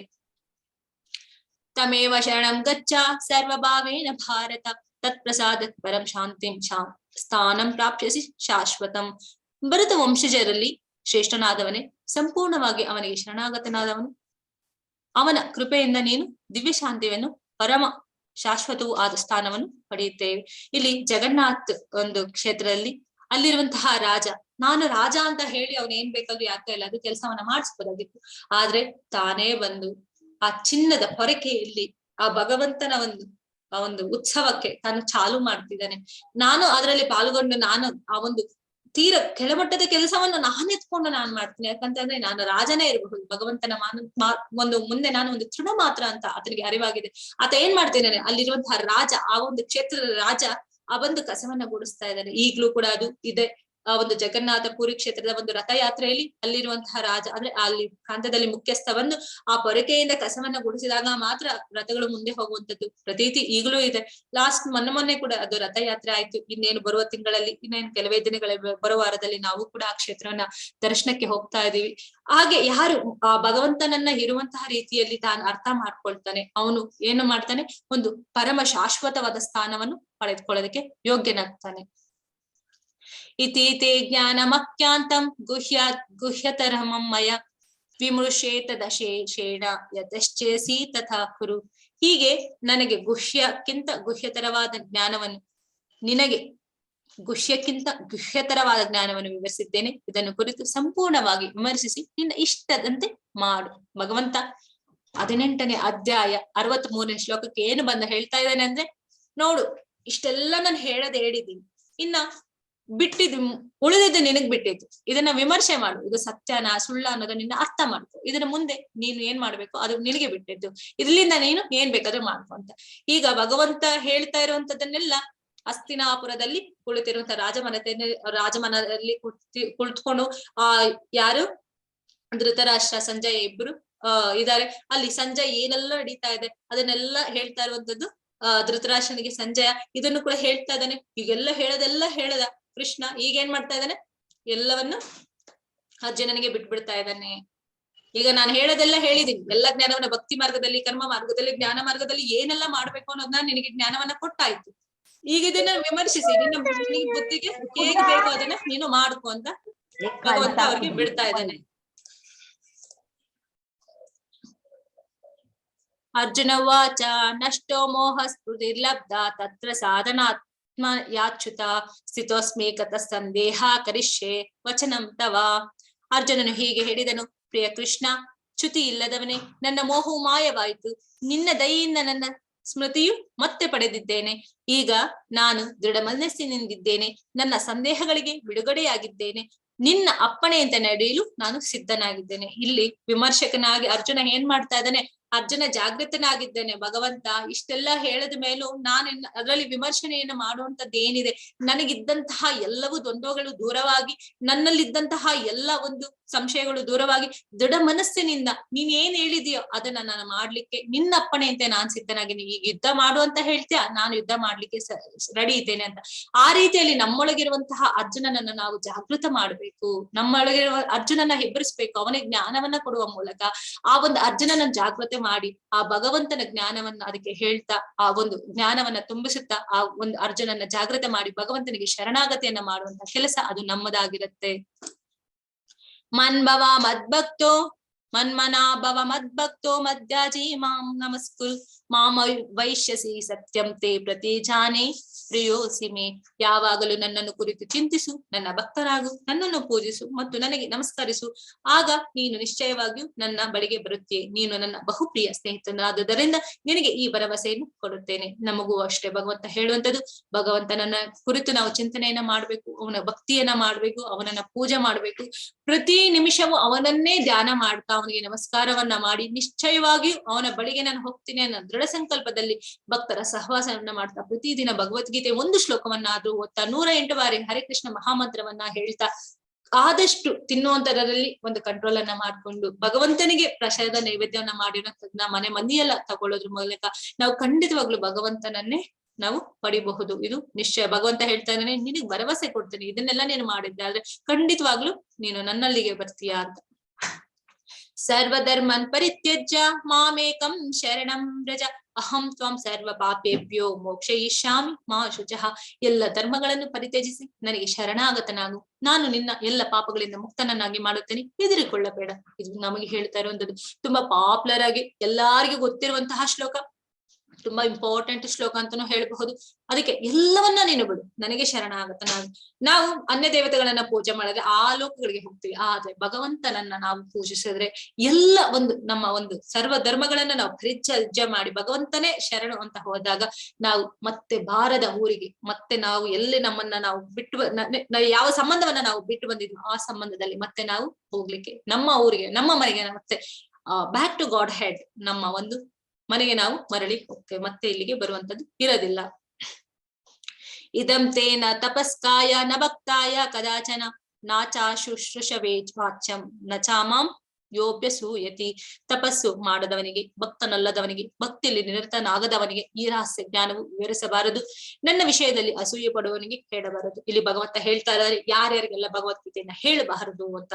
ತಪಸ್ಸು ದೃಢ ನಿಶ್ಚಯವಾಗಿ ಸಾಧನೆಯಲ್ಲಿ ತೊಡಗದೆ ಇರುವಂತವನಿಗೆ, ಏನಾದ್ರು ಹೇಳಿದ್ರೆ ಮಾಡಲ್ಲ, ಆ ತಕ್ಷಣಕ್ಕೆ ಬಿಡ್ತಾನೆ. ಭಕ್ತನಲ್ಲದವನಿಗೆ, ಭಕ್ತಿನೇ ಇಲ್ಲ ಅಂತವನಿಗೆ, ಭಕ್ತಿಯಲ್ಲಿ ನಿರತನಾಗದೆ ಇರುವಂತವನಿಗೆ ಈ ರಹಸ್ಯ ಜ್ಞಾನವನ್ನ ಯಾರು ಹೇಳ್ಬೇಡಿ ಅಂತ ಹೇಳ್ತಾನೆ. ನನ್ನ ವಿಷಯದಲ್ಲಿ ಅಸೂಯೆ ಪಡುವನು, ನಾನೇ ದೇವರು ಅಂತ ಹೇಳ್ಕೊಳ್ಳೋಂಥವ್ರ ಹತ್ರ ನಾವು ಕೊಯ್ಟಾಗಿ ಬುದ್ಧಿವಂತರಾಗಿ ಹೊರಗಡೆ ಬರಬೇಕು ಅಂತ ಹೇಳ್ತಾರೆ. ಈಗ ನಾವು ಬಂದಾಗ 46 ಜನ ಇದ್ವಿ ಮೊದಲನೇ ಕ್ಲಾಸ್ ಅಲ್ಲಿ, ಇವತ್ತು 24 ಜನ ಇದ್ವಿ. ಯಾಕೆ ಅಷ್ಟು ಬೇಗ ಈ ಪ್ರಕೃತಿಯ ಒಂದು ತ್ರಿಗುಣಗಳಿಂದ ಆ ಒಂದು ಸಾತ್ವಿಕ ಭಾವನೆಯನ್ನ ಬೆಳೆಸ್ಕೊಂಡು ಒಂದು ನಿರ್ದಿಷ್ಟವಾಗಿ ಒಂದು ತಪಸ್ಸಿನ ತರ ನಾನು ಕೇಳ್ತೀನಿ ಅಂತ ಕೇಳಲಿಕ್ಕೆ ಸ್ವಲ್ಪ ಜನಕ್ಕೆ ಸಾಧ್ಯವಾಯ್ತು. ಅಷ್ಟು ಜನಕ್ಕೆ ಯಾಕೆ ಸಾಧ್ಯವಾಗ್ಲಿಲ್ಲ? ಅದು ಆಗದಿಲ್ಲ. ಯಾಕೆ ಅಂತಂದ್ರೆ ಅವರಲ್ಲಿ ಆ ಸಾತ್ವಿಕತೆ ಅಷ್ಟು ಪ್ರಬಲವಾಗಿಲ್ಲ ಅಂತಂದ್ರೆ ಅದು ಸಾಧ್ಯವಾಗೋದಿಲ್ಲ. ಇಲ್ಲಿರುವಂತಹ ಎಲ್ಲರೂ ಸಾತ್ವಿಕದಲ್ಲಿ ಕೂಡಿರುವಂತವರಾಗಿದ್ದಾರೆ, ಭಕ್ತಿಯನ್ನ ಮಾಡುವಂತವರಾಗಿದ್ದಾರೆ. ಭಗವಂತನಲ್ಲಿ ಭಕ್ತಿಯನ್ನ ದೃಢ ನಂಬಿಕೆಯನ್ನ ಇಟ್ಕೊಂಡು ಶರಣಾಗತಿ ಆಗ್ಲಿಕ್ಕೆ ನಾನು ರೆಡಿ ಇದ್ದೇನೆ, ನನ್ನಲ್ಲಿರುವಂತವನನ್ನ ಒಂದು ಅರ್ಜುನನ ನಾನು ಜಾಗೃತಿ ಮಾಡ್ಕೊಳ್ತೇನೆ ಅನ್ನೋರಿಗೆ ಮಾತ್ರ ಇದು ಸಾಧ್ಯ ಆಗುತ್ತೆ. ಹಾಗಾಗಿ ಇಲ್ಲಿರೋರಿಗೆ ಎಲ್ಲರಿಗೂ ಅದು ಸಾಧ್ಯ ಆಯ್ತು, ಎಲ್ಲರಿಗೂ ಸಾಧ್ಯ ಆಗ್ಲಿಲ್ಲ. ಇದಂ ಪರಮಂ ಗುಹ್ಯಂ ಭಕ್ತೇಷ್ಟು ವಿದಾಜ್ಯಸತಿ ಭಕ್ತಿಮಯಿ ಪರಂ ಕೃತ್ವ ಮಾಮೈವಶ್ಯ ಸಂಶಯ. ಈ ಪರಮ ರಹಸ್ಯವನ್ನು ಭಕ್ತರಿಗೆ ಹೇಳುವವನಿಗೆ ಪರಿಶುದ್ಧ ಭಕ್ತಿ ಸೇವೆಯನ್ನು ಮಾಡುವ ಅವಕಾಶವು ನಿಶ್ಚಯವಾಗಿ ದೊರೆಯುವುದು. ಅದರ ಅಂತ್ಯದಲ್ಲಿ ಅವನು ನನ್ನ ಬಳಿಗೆ ಹಿಂದಿರುಗಿ ಬರುತ್ತಾನೆ. ಈ ಪರಮ ರಹಸ್ಯವನ್ನು ಭಕ್ತರಿಗೆ ಹೇಳುವವನಿಗೆ ಪರಿಶುದ್ಧ ಭಕ್ತಿಯ ಸೇವೆಯನ್ನು ಮಾಡುವ ಅವಕಾಶವು ನಿಶ್ಚಯವಾಗಿ ದೊರೆಯುವುದು. ಹೀಗೆಲ್ಲ ನಾವು 18 ದಿನಗಳ ಕಾಲ ಭಗವಂತನ ಪ್ರತಿ ನಿಮಿಷ ಒಂದು ಗಂಟೆಯಲ್ಲಿ ಪ್ರತಿ ನಿಮಿಷ ಭಗವಂತನನ್ನ ಎಷ್ಟು ಬಾರಿ ನಾವು ನೆನೆಸ್ಕೊಳ್ತಾ ಇದೀವಿ. ಹರೇ ಕೃಷ್ಣ ಅಂತ ಹೇಳೋದಿರ್ಬೋದು, ಭಗವಂತನ ಬಗ್ಗೆ ಕಥಾ ಶ್ರವಣ ಮಾಡುವುದು, ಅವನ ಲೀಲೆಗಳ ಬಗ್ಗೆ ಹೇಳುವಂಥದ್ದು, ಅವನು ಭಕ್ತರಿಗೆ ಯಾವ ರೀತಿಯಾದಂತಹ ಒಂದು ಕಾರ್ಯಗಳಲ್ಲಿ ಅವನು ತೊಡಗಿರ್ತಾನೆ, ಅವನ ಆತ್ಮದ ರೂಪದಲ್ಲಿ ಪರಮಾತ್ಮನ ರೂಪದಲ್ಲಿ ಕ್ಷೇತ್ರನ ಗುರಿಯಾಗಿದ್ದು ಪ್ರತಿಯೊಂದನ್ನು ನಾವು ಇದನ್ನ ಅರ್ಥ ಮಾಡ್ಕೊಂಡು ಒಂದೊಂದು ಗಂಟೆ, ಅದು ಬೆಳಗಿನ ಒಂದು ಸಮಯದಲ್ಲಿ ಹೀಗೆ ಆ ಭಕ್ತಿಯಲ್ಲಿ ನಾವು ತೊಡಗಿದ್ವಿ. ಇನ್ನು ಮುಂದಿನ ಒಂದು ಹಂತದಲ್ಲಿ ಇದನ್ನ ನೀವು ಹೇಳುವಂತಹ ಒಂದು ಅವಕಾಶವು ಬರುತ್ತೆ. ಇದರ ಅಂತ್ಯದಲ್ಲಿ ಅವನು ನನ್ನ ಬಳಿಗೆ ಬರುತ್ತಾನೆ. ಈ ಒಂದು ಜ್ಞಾನವನ್ನ ನಾವು ಯಾರಿಗೆ ಹೇಳ್ತಾ ಹೋಗ್ತೀವೋ, ಈ ಜ್ಞಾನವನ್ನ ನಾವು ಪ್ರಚಾರವನ್ನ ಮಾಡ್ತೇವೆ, ಈ ಒಂದು ಆತ್ಮಜ್ಞಾನವನ್ನ, ಈ ಸಂತೋಷವನ್ನ ಇನ್ನೊಬ್ಬರಿಗೆ ನಾವೆಲ್ಲ ಯಾರಿಗೆ ಕೊಡ್ತಾ ಹೋಗ್ತೀವೋ ಅವನೇನ್ ಮಾಡ್ತಾನೆ, ಭಗವಂತನಿಗೆ ಅತಿ ಪ್ರಿಯವಾಗಿ ಭಗವಂತನಿಲ್ಲ ಇರುವ ಕಡೆಗೆ ಹೋಗ್ತಾರೆ. ಅಧ್ಯಶ್ಯತೆ ಚಾಯ ಇವಂ ಧರ್ಮಂ ಸಂವಾದ ಮಾವಯೋ ಜ್ಞಾನ ಯಜ್ಞೇನ ತೇನಾಹಂ ವಿಷ್ಟಂ ಸಂಮಿತಿ ಮೇ ಮತಿ. ನಮ್ಮ ಈ ಪವಿತ್ರ ಸಂಭಾಷಣೆಯನ್ನು ಯಾರು ಅಧ್ಯಯನ ಮಾಡುವನು ಅವನು ತನ್ನ ಬುದ್ಧಿಶಕ್ತಿಯಿಂದ ನನ್ನನ್ನು ಪೂಜಿಸುತ್ತಾನೆ. ಈ ಪವಿತ್ರ ಸಂಭಾಷಣೆಯನ್ನ ಯಾರು ಮಹಾತ್ಮರಿಬ್ಬರು, ಯಾರು ಮಹಾತ್ಮರಿಗಿಂತ ಹೆಚ್ಚು ಅಂತ ಹೇಳ್ಬಹುದು, ಆ ಇಬ್ಬರ ಸಂಭಾಷಣೆಯನ್ನ ಅಲ್ಲಿ ಕೃಷ್ಣ ಅರ್ಜುನರ ಸಂಭಾಷಣೆಯನ್ನ ಹಸ್ತಿನಾಪುರದ ರಾಜಮನೆಯಲ್ಲಿ ಕೂತ್ಕೊಂಡಿರುವಂತಹ ಸಂಜಯ ಮತ್ತು ಧೃತರಾಷ್ಟ್ರರು ಕೇಳ್ತಾ, ಅವರು ಸಂಜಯ ಧೃತರಾಷ್ಟ್ರನಿಗೆ ಹೇಳ್ತಾ ಇರುವಂತಹ ವಿಚಾರವನ್ನ ನಾವು ಕೇಳ್ತಾ ಇದ್ದೀವಿ. ಈ ಸಂಭಾಷಣೆಯನ್ನ ಯಾರು ಕೇಳ್ತಾ ಇದಾರೋ, ಅಧ್ಯಯನ ಮಾಡ್ತಿದಾರೋ, ತನ್ನ ಬುದ್ಧಿಶಕ್ತಿಯಿಂದ ನನ್ನನ್ನು ಪೂಜಿಸ್ತಾರೆ. ಇಷ್ಟು ಜ್ಞಾನವನ್ನ ಪಡೆದುಕೊಂಡ ಮೇಲೆ ನನ್ನನ್ನು ಖಂಡಿತವಾಗ್ಲೂ ಅವರು ನನ್ನನ್ನ ಪೂಜಿಸ್ತಾರೆ ಅಂತ ಭಗವಂತ ಹೇಳ್ತಾ ಇದ್ದಾರೆ. ಶ್ರದ್ಧಾವಾನನ ಸೂಯಶ್ಚ ಶೃಣುಂ ಯಾದಾಪಿ ಯೋ ನರಃ ಸೋಪಿ ಮುಕ್ತ ಶುಭಾಲೋಕಾನ್ ಪ್ರಾಪ್ನುಯಾಪ್ನು ಯತ್ ಪುಣ್ಯ ಕರ್ಮಣಾಂ. ಇದನ್ನು ಶ್ರದ್ಧೆಯಿಂದ ಮತ್ತು ಅಸೂಯೆ ಇಲ್ಲದೆ ಕೇಳುವ ಮನುಷ್ಯನು ಪಾಪ ಕರ್ಮಗಳಿಂದ ಮುಕ್ತನಾಗುತ್ತಾನೆ ಮತ್ತು ಪುಣ್ಯ ಕರ್ಮಿಗಳು ವಾಸಿಸುವ ಶುಭ ಲೋಕಗಳನ್ನು ಸೇರುತ್ತಾನೆ. ಕೇವಲ ತಚ್ಛೃಣು ಕೇಳುವ ಮಾತ್ರದಿಂದ, ಶ್ರವಣ ಮಾತ್ರದಿಂದಲೇ ನಾವು ಇವಾಗ ಸ್ವಲ್ಪ ಒಂದು ತಪಸ್ಸಿನ ಹಾಗೆ ಒಂದು 18 ದಿನಗಳ ಬಗ್ಗೆ ಭಗವಂತನ ಬಗ್ಗೆ ನಾವು ಅಧ್ಯಯನ ಮಾಡಿದ್ವಿ. ಈ ಒಂದಿಷ್ಟು ಸಾಕು ನಮ್ಮನ್ನ ಪುಣ್ಯ ಲೋಕಗಳಿಗೆ ನಮ್ಮನ್ನ ಕರ್ಕೊಂಡು ಹೋಗುತ್ತೆ. ಖಂಡಿತವಾಗ್ಲು ಪ್ರಾಣಿಯ ಒಂದು ಜನ್ಮವನ್ನಂತೂ ಖಂಡಿತ ಯಾರು ತೆಗೆದುಕೊಳ್ಳಲಿಕ್ಕೆ ಇಲ್ಲಿರೋರಿಗೆ ಸಾಧ್ಯನೇ ಇಲ್ಲ. ಯಾಕೆ ಅಂತಂದ್ರೆ ಅಷ್ಟು ಪುಣ್ಯವನ್ನ ನೀವು 18 ದಿನಗಳಿಂದ ಗಳಿಸ್ಕೊಂಡ್ರಿ, ನಿಮ್ಮ ಅಕೌಂಟ್ ಅಲ್ಲಿ ಆಲ್ರೆಡಿ ಬಿತ್ತು. ಇದನ್ನ ಜಾಸ್ತಿ ಮಾಡ್ಕೊಳ್ಳುವಂಥದ್ದು ಕಡಿಮೆ ಮಾಡ್ಕೊಳ್ಳುವಂಥದ್ದು ಅದು ನಿಮಗೆ ಬಿಟ್ಟಿದ್ದು. ಹಾಗಾಗಿ ಇದನ್ನ ಜಾಸ್ತಿನೇ ಮಾಡ್ಕೊಳ್ಳಿ. ಯಾಕಂದ್ರೆ ಬ್ಯಾಂಕ್ ಬ್ಯಾಲೆನ್ಸ್ ಇವತ್ತು ನಾವಿರೋವರೆಗೂ ಅದನ್ನ ನಾವು ಪಿನ್ ಹಾಕ್ಬೋದು, ಅಮೌಂಟ್ ನ ತಗೋಬಹುದು, ಕೊಡ್ಬೋದು, ತಗೋಬಹುದು, ಎಲ್ಲವನ್ನೂ ಮಾಡ್ಬೋದು. ಆದ್ರೆ ನಾವು ಈ ದೇಹವನ್ನ ಬಿಟ್ಟು ಹೊರಗಡೆ ಹೋದ್ಮೇಲೂ ಕೂಡ ಆ ಒಂದು ಅಕೌಂಟ್ ನ ನಾವ್ ಇಟ್ಕೊಂಡು ನಾವು ಅಲ್ಲೂ ಕೂಡ ನಾವು ವ್ಯವಹಾರವನ್ನ ಮಾಡ್ಕೋಬಹುದು. ಅಂದ್ರೆ ಭಗವಂತ ಧಾಮಕ್ಕೆ ಹೋಗುವಂತಹ ಒಂದು ಸ್ಥಿತಿಯನ್ನ ನಾವು ಗಳಿಸ್ಕೋಬಹುದು. ನಿಜವಾದ ಬ್ಯಾಂಕ್ ಬ್ಯಾಲೆನ್ಸ್ ಇದೆ, ನಮ್ಮ ಒಂದು ಹಣಕಾಸಿನ ಬ್ಯಾಂಕ್ ಬ್ಯಾಲೆನ್ಸ್ ಅಲ್ಲ, ಅದು ಜೀವನಕ್ಕೆ ಬೇಕಾಗಿರುವಂತದ್ದು. ಇದು ಆತ್ಮ ಸಾಕ್ಷಾತ್ಕಾರಕ್ಕೆ ಬೇಕಾಗಿರುವಂತಹ ಬ್ಯಾಲೆನ್ಸ್. ಸಂಜಯ ಉವಾಚ ಇತ್ಯಹಂ ವಾಸುದೇವಸ್ಯ ಪಾರ್ಥಸ್ಯ ಚ ಮಹಾತ್ಮನಃ ಸಂವಾದಾಮ್ಯಮಶ್ರೌಷ ಮಹಾದ್ಭುತಂ ರೋಮಹರ್ಷಣಂ ವ್ಯಾಸ ಪ್ರಸಾದಾಶ್ಚ್ಯುತ ವೇನದ್ಭುತಾಹ್ಯಮಹಂ ಪರಂ ಯೋಗಂ ಯೋಗೇಶ್ವರ ಕೃಷ್ಣ ಸಾಕ್ಷಾತ್ ಕಥಾಯತಃ ಸ್ವಯಂ ರಾಜನ್ ಸಂಸ್ಕೃತ್ಯ ಸಂವಾದಾಮಿದಮದ್ಭುತಂ ಕೇಶವಾರ್ಜುನ ಯೋ ಪುಣ್ಯಂ ಹೃಷ್ಯಾಮಿ ಚ ಮುಹರ್ಮುಹು. ಸಂಜಯನು ಹೀಗೆ ಹೇಳಿದನು. ಇಬ್ಬರು ಮಹಾತ್ಮರಾದ ಕೃಷ್ಣ ಮತ್ತು ಅರ್ಜುನರ ಸಂಭಾಷಣೆಯನ್ನು ಹೀಗೆ ಕೇಳಿದನು. ಈ ಸಂವಾದವು ಎಷ್ಟು ಅದ್ಭುತವಾದುದನ್ನು ನನಗೆ ರೋಮಾಂಚನವಾಗುತ್ತಿದೆ. ವ್ಯಾಸರ ಕೃಪೆಯಿಂದಾಗಿ ನಾನು ಈ ಅತ್ಯಂತ ರಹಸ್ಯವಾದ ಮಾತುಗಳನ್ನು ಯೋಗೇಶ್ವರನಾದ ಕೃಷ್ಣನ ಸ್ವತಃ ಅರ್ಜುನಿಗೆ ಹೇಳುತ್ತಿರುವಾಗ ನೇರವಾಗಿ ಕೇಳಿದ್ದೇನೆ. ಅರಸನೇ, ಕೃಷ್ಣಾರ್ಜುನನ ನಡುವಣ ಅದ್ಭುತವೂ ಪವಿತ್ರವೂ ಆದ ಸಂಭಾಷಣೆಯನ್ನು ಮತ್ತೆ ಮತ್ತೆ ಸ್ಮರಿಸಿಕೊಂಡು ಆನಂದ ಪಡುತ್ತಿದ್ದೇನೆ. ಪ್ರತಿ ಕ್ಷಣವೂ ನನಗೆ ರೋಮಾಂಚನವಾಗ್ತಾ ಇದೆ. ಆ ಮಹಾತ್ಮರ ಒಂದು ಸಂಭಾಷಣೆಯನ್ನು ಕೇಳಿದಂತಹ ಒಂದು ಸಂಜಯ ಹೇಳ್ತಾ ಇದ್ದಾನೆ, ಪ್ರತಿ ಕ್ಷಣಕ್ಕೆ ಇನ್ನೊಮ್ಮೆ ಅಂತ ಹೇಳಿ ನನಗೆ ಅದು ರೋಮಾಂಚನ ಆಗ್ತದೆ. ಅಷ್ಟು ಅದ್ಭುತವಾಗಿದೆ ಅವರ ಒಂದು ಸಂಭಾಷಣೆ. ಅದನ್ನ ಪ್ರತಿ ಕ್ಷಣವೂ ನಾನು ಇನ್ನೊಂದಷ್ಟು ನೆನ್ಪು ಮಾಡ್ಕೊಂಡು ನಾನು ಆ ಒಂದು ಆನಂದವನ್ನ ಪಡ್ತಾ ಇದ್ದೇನೆ ಅಂತ ಹೇಳಿ ಧೃತರಾಷ್ಟ್ರನಿಗೆ ತಾನು ಹೇಳ್ಕೊಳ್ತಾ ಇದ್ದಾನೆ. ತಚ್ಚ ಸಂಸ್ಕೃತ್ಯ ರೂಪಮತ್ಯದ್ಭುತಂ ಹರೆ ವಿಸ್ಮಯೋ ಮೇ ಮಹಾನ್ ರಾಜನ್ಹ ಪುಷ್ಯಮಿ ಚ ಪುನಃ. ರಾಜನೇ, ಶ್ರೀಕೃಷ್ಣನ ಅದ್ಭುತ ರೂಪವನ್ನು ನಾನು ಮತ್ತೆ ಮತ್ತೆ ಸ್ಮರಿಸಿದಂತೆಲ್ಲ ನನ್ನ ವಿಸ್ಮಯ ಹೆಚ್ಚುತ್ತಿದೆ. ನಾನು ಮತ್ತೆ ಮತ್ತೆ ಹರ್ಷ ಪಡುತ್ತಿದ್ದೇನೆ. ಇಲ್ಲಿ ಹೇಳ್ತಾ ಇರುವಂತದ್ದು ಆ ಭಗವಂತನ ಒಂದು ಅದ್ಭುತ ರೂಪವನ್ನು ನಾನು ಮತ್ತೆ ಮತ್ತೆ ಸ್ಮರಿಸ್ಕೊಳ್ತಾ ಇದ್ದೇನೆ. ಮತ್ತೆ ಮತ್ತೆ ಅದು ನನ್ಗೆ ಹಿಂಗಾಗ್ತಾ ಇದೆ. ಅದು ವಿಸ್ಮಯ, ಒಂದು ಎಕ್ಸೈಟ್ಮೆಂಟ್ ಅದು ಹೇಗಾಗ್ತಿದೆ ಅಂತಂದ್ರೆ ಅದು ನನಗೆ ಹೆಚ್ಚಿಸ್ಕೊಂಡಷ್ಟು ಇನ್ನು ಹೆಚ್ಚು ಆನಂದವನ್ನ ಪಡೆದವನಿಗೆ ಅರ್ಥ ಆಗುತ್ತೆ. ಆ ರೀತಿಯಲ್ಲಿ ನಾನು ಮತ್ತೆ ನಾನು ಅದರ ಒಂದು ಸಂತೋಷವನ್ನ ನಾನು ಸವಿತಾ ಇದ್ದೇನೆ ಅಂತ ಹೇಳಿ ಆ ಧೃತರಾಷ್ಟ್ರನಿಗೆ ತಾನು ಸಂಜಯ ಹೇಳ್ತಾ ಇದ್ದಾನೆ. ಎಂತ ಅದ್ಭುತವಾದ ಒಂದು ಸಂಭಾಷಣೆ ಅವರಿಬ್ಬರದ್ದು ಅಂತ. ಯತ್ರ ಯೋಗೇಶ್ವರ ಕೃಷ್ಣ ಯತ್ರ ಪಾರ್ಥೋ ಧನುರ್ಧರಃ ತತ್ರ ಶ್ರೀ ವಿಜಯೋರ್ಭೂತಿ ಧ್ರುವ ನೀತಿರ್ಮತಿರ್ಮಮ. ಯತ್ರ ಯೋಗೇಶ್ವರ ಕೃಷ್ಣೋ ಯತ್ರ ಪಾರ್ಥೋ ಧನುರ್ಧರಃ ತತ್ರ ಶ್ರೀ ವಿಜಯೋರ್ಭೂತಿ ಧ್ರುವ ನೀತಿರ್ಮಮ. ಯತ್ರ ಯೋಗೇಶ್ವರ ಕೃಷ್ಣ ಯತ್ರ ಪಾರ್ಥೋ ಧನುರ್ಧರಃ ತತ್ರ ಶ್ರೀ ವಿಜಯೋರ್ಭೂತಿ ಧ್ರುವ ನೀತಿರ್ಮಮ. ಯೋಗೇಶ್ವರನಾದ ಕೃಷ್ಣನು ಎಲ್ಲಿರುವನೋ ಮತ್ತು ಎಲ್ಲಿ ಧನುರ್ಧರಿಯಾದ ಅರ್ಜುನನಿರುವನು ಅಲ್ಲಿ ನಿಶ್ಚಯವಾಗಿಯೂ ಸಿರಿ, ವಿಜಯ, ಅಸಾಧಾರಣ ಶಕ್ತಿ ಮತ್ತು ನೀತಿಗಳು ಇವು ಇರುತ್ತವೆ. ಇದು ನನ್ನ ಅಭಿಪ್ರಾಯ. ಇನ್ನೇನು, ಭಗವಂತ ಎಲ್ಲಿರ್ತಾನೆ ಅಲ್ಲಿ ಎಲ್ಲವೂ ಯೋಗ ಸಿರಿಗಳು, ಲಕ್ಷ್ಮಿ, ವಿಜಯ ಎಲ್ಲವೂ ಅಲ್ಲೇ ಇರುತ್ತೆ. ಹಾಗಾಗಿ ಇಲ್ಲಿ ಹೇಳ್ತಾ ಇರೋಂಥದ್ದು ಯೋಗೇಶ್ವರದ ಕೃಷ್ಣ ಎಲ್ಲಿರ್ತಾನೆ, ಧನುರ್ಧಾರಿಯಾದ ಅರ್ಜುನನು ಅಲ್ಲಿ ನಿಶ್ಚಯವಾಗಿ ಇರ್ತಾನೆ. ಇನ್ನು ವಿಜಯ, ಅಸಾಧಾರಣ ಶಕ್ತಿ, ನೀತಿಗಳು ಇವೆಲ್ಲ ಅಲ್ಲೇ ಇರುತ್ತೆ. ಇದೇ ನನ್ನ ಅಭಿಪ್ರಾಯ ಅಂತ ಭಗವಂತ ಹೇಳ್ತಾ ಇದ್ದಾನೆ. ಹಾಗಾದ್ರೆ ಇಲ್ಲಿಗೆ ಒಂದು ಧರ್ಮದ ಒಂದು ಶ್ಲೋಕದಿಂದ ಕೊನೆಯಾಗಿ ಧರ್ಮದಲ್ಲಿಯೇ ಈ ಒಂದು 18 ದಿನಗಳ ಒಂದು ಸಂಭಾಷಣೆ ಕೂಡ ಮುಕ್ತಾಯವಾಯಿತು. ಹರೇ ಕೃಷ್ಣ ಕೃಷ್ಣ ಕೃಷ್ಣ ಹರೇ ಹರೇ, ಹರೇ ರಾಮ ರಾಮ ರಾಮ ಹರೇ ಹರೇ. ಇಲ್ಲಿಂದ ನಿಮ್ಮ ಒಂದು ಜರ್ನಿ ತುಂಬಾ ಸುಗಮವಾಗಿ ಆಧ್ಯಾತ್ಮಿಕದ ಪ್ರಗತಿಯನ್ನ ಕಾಣಲಿ. ಇನ್ನೂ ಹೆಚ್ಚಾಗಿ ಕೃಷ್ಣನ ಲೀಲೆಗಳನ್ನ ಕೇಳ್ತಾ, ಕೃಷ್ಣನ ಬಗ್ಗೆ ಹೆಚ್ಚು ಜ್ಞಾನವನ್ನ ತಿಳಿದುಕೊಳ್ತಾ, ಭಕ್ತಿಯನ್ನ ಮುಂದುವರಿಸ್ತಾ, ಭಕ್ತಿಯಲ್ಲಿ ಹೆಚ್ಚು ಮುಂದುವರಿತಾ, ಆಧ್ಯಾತ್ಮಿಕ ಜ್ಞಾನವನ್ನ ಪಡೆದುಕೊಂಡು ನಿಮ್ಮ ಒಂದು ಆಧ್ಯಾತ್ಮಿಕದ ಒಂದು ಜೀವನ ಇನ್ನು ಮುಂದುವರಿತಿ, ಅದು ಸುಗಮ ಆಗಿರ್ಲಿ. ನಿಮ್ಮ ಒಂದು ಜರ್ನಿ ಇಲ್ಲಿ ಪ್ರಾರಂಭವಾಗಿದ್ದು ಇನ್ನು ಕೊನೆಯ ಹಂತದವರೆಗೂ ನಿಮ್ಮ ಒಂದು ಪ್ರಯಾಣ ಸುಗಮವಾಗಿ ಸಾಗ್ಲಿ ಅಂತ ಹೇಳ್ತಾ ಎಲ್ಲರಿಗೂ ಹರೇ ಕೃಷ್ಣ. ನಿಮ್ಮದೇನಾದ್ರೂ ಪ್ರಶ್ನೆಗಳಿದ್ದಲ್ಲಿ ಕೇಳಬಹುದು. ಹರೇ ಕೃಷ್ಣ. ಸಾಕಷ್ಟು ಸಮಯ ಆಯ್ತಾದ್ರೂ ಬೇಗ ಮುಗಿಸ್ಲಿಕ್ಕೆ ಪ್ರಯತ್ನವನ್ನ ಮಾಡಿದ್ದೇನೆ. ಪ್ರಶ್ನೆ ಅನಿಸಿಕೆಗಳೇನಾದ್ರೂ ಇದ್ರೆ ಹೇಳಿ.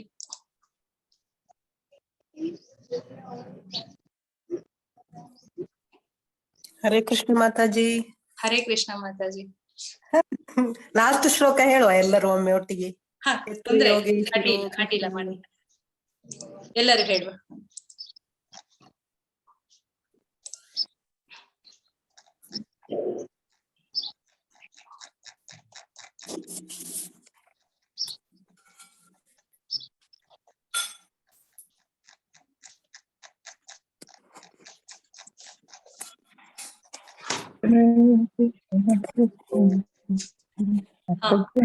ಬಂದಿದೆಲ್ಲ? ಓಕೆ, ಬರ್ಲಿಲ್ಲ ಸ್ಕ್ರೀನ್. ಬಂತು ಒಂದು ನಿಮಿಷ.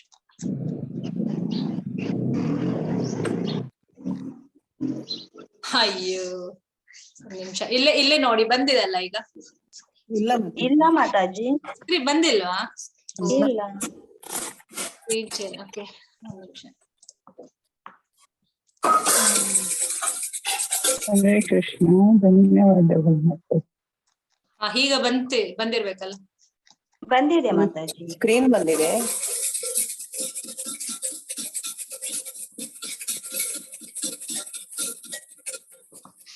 ಬಂದ?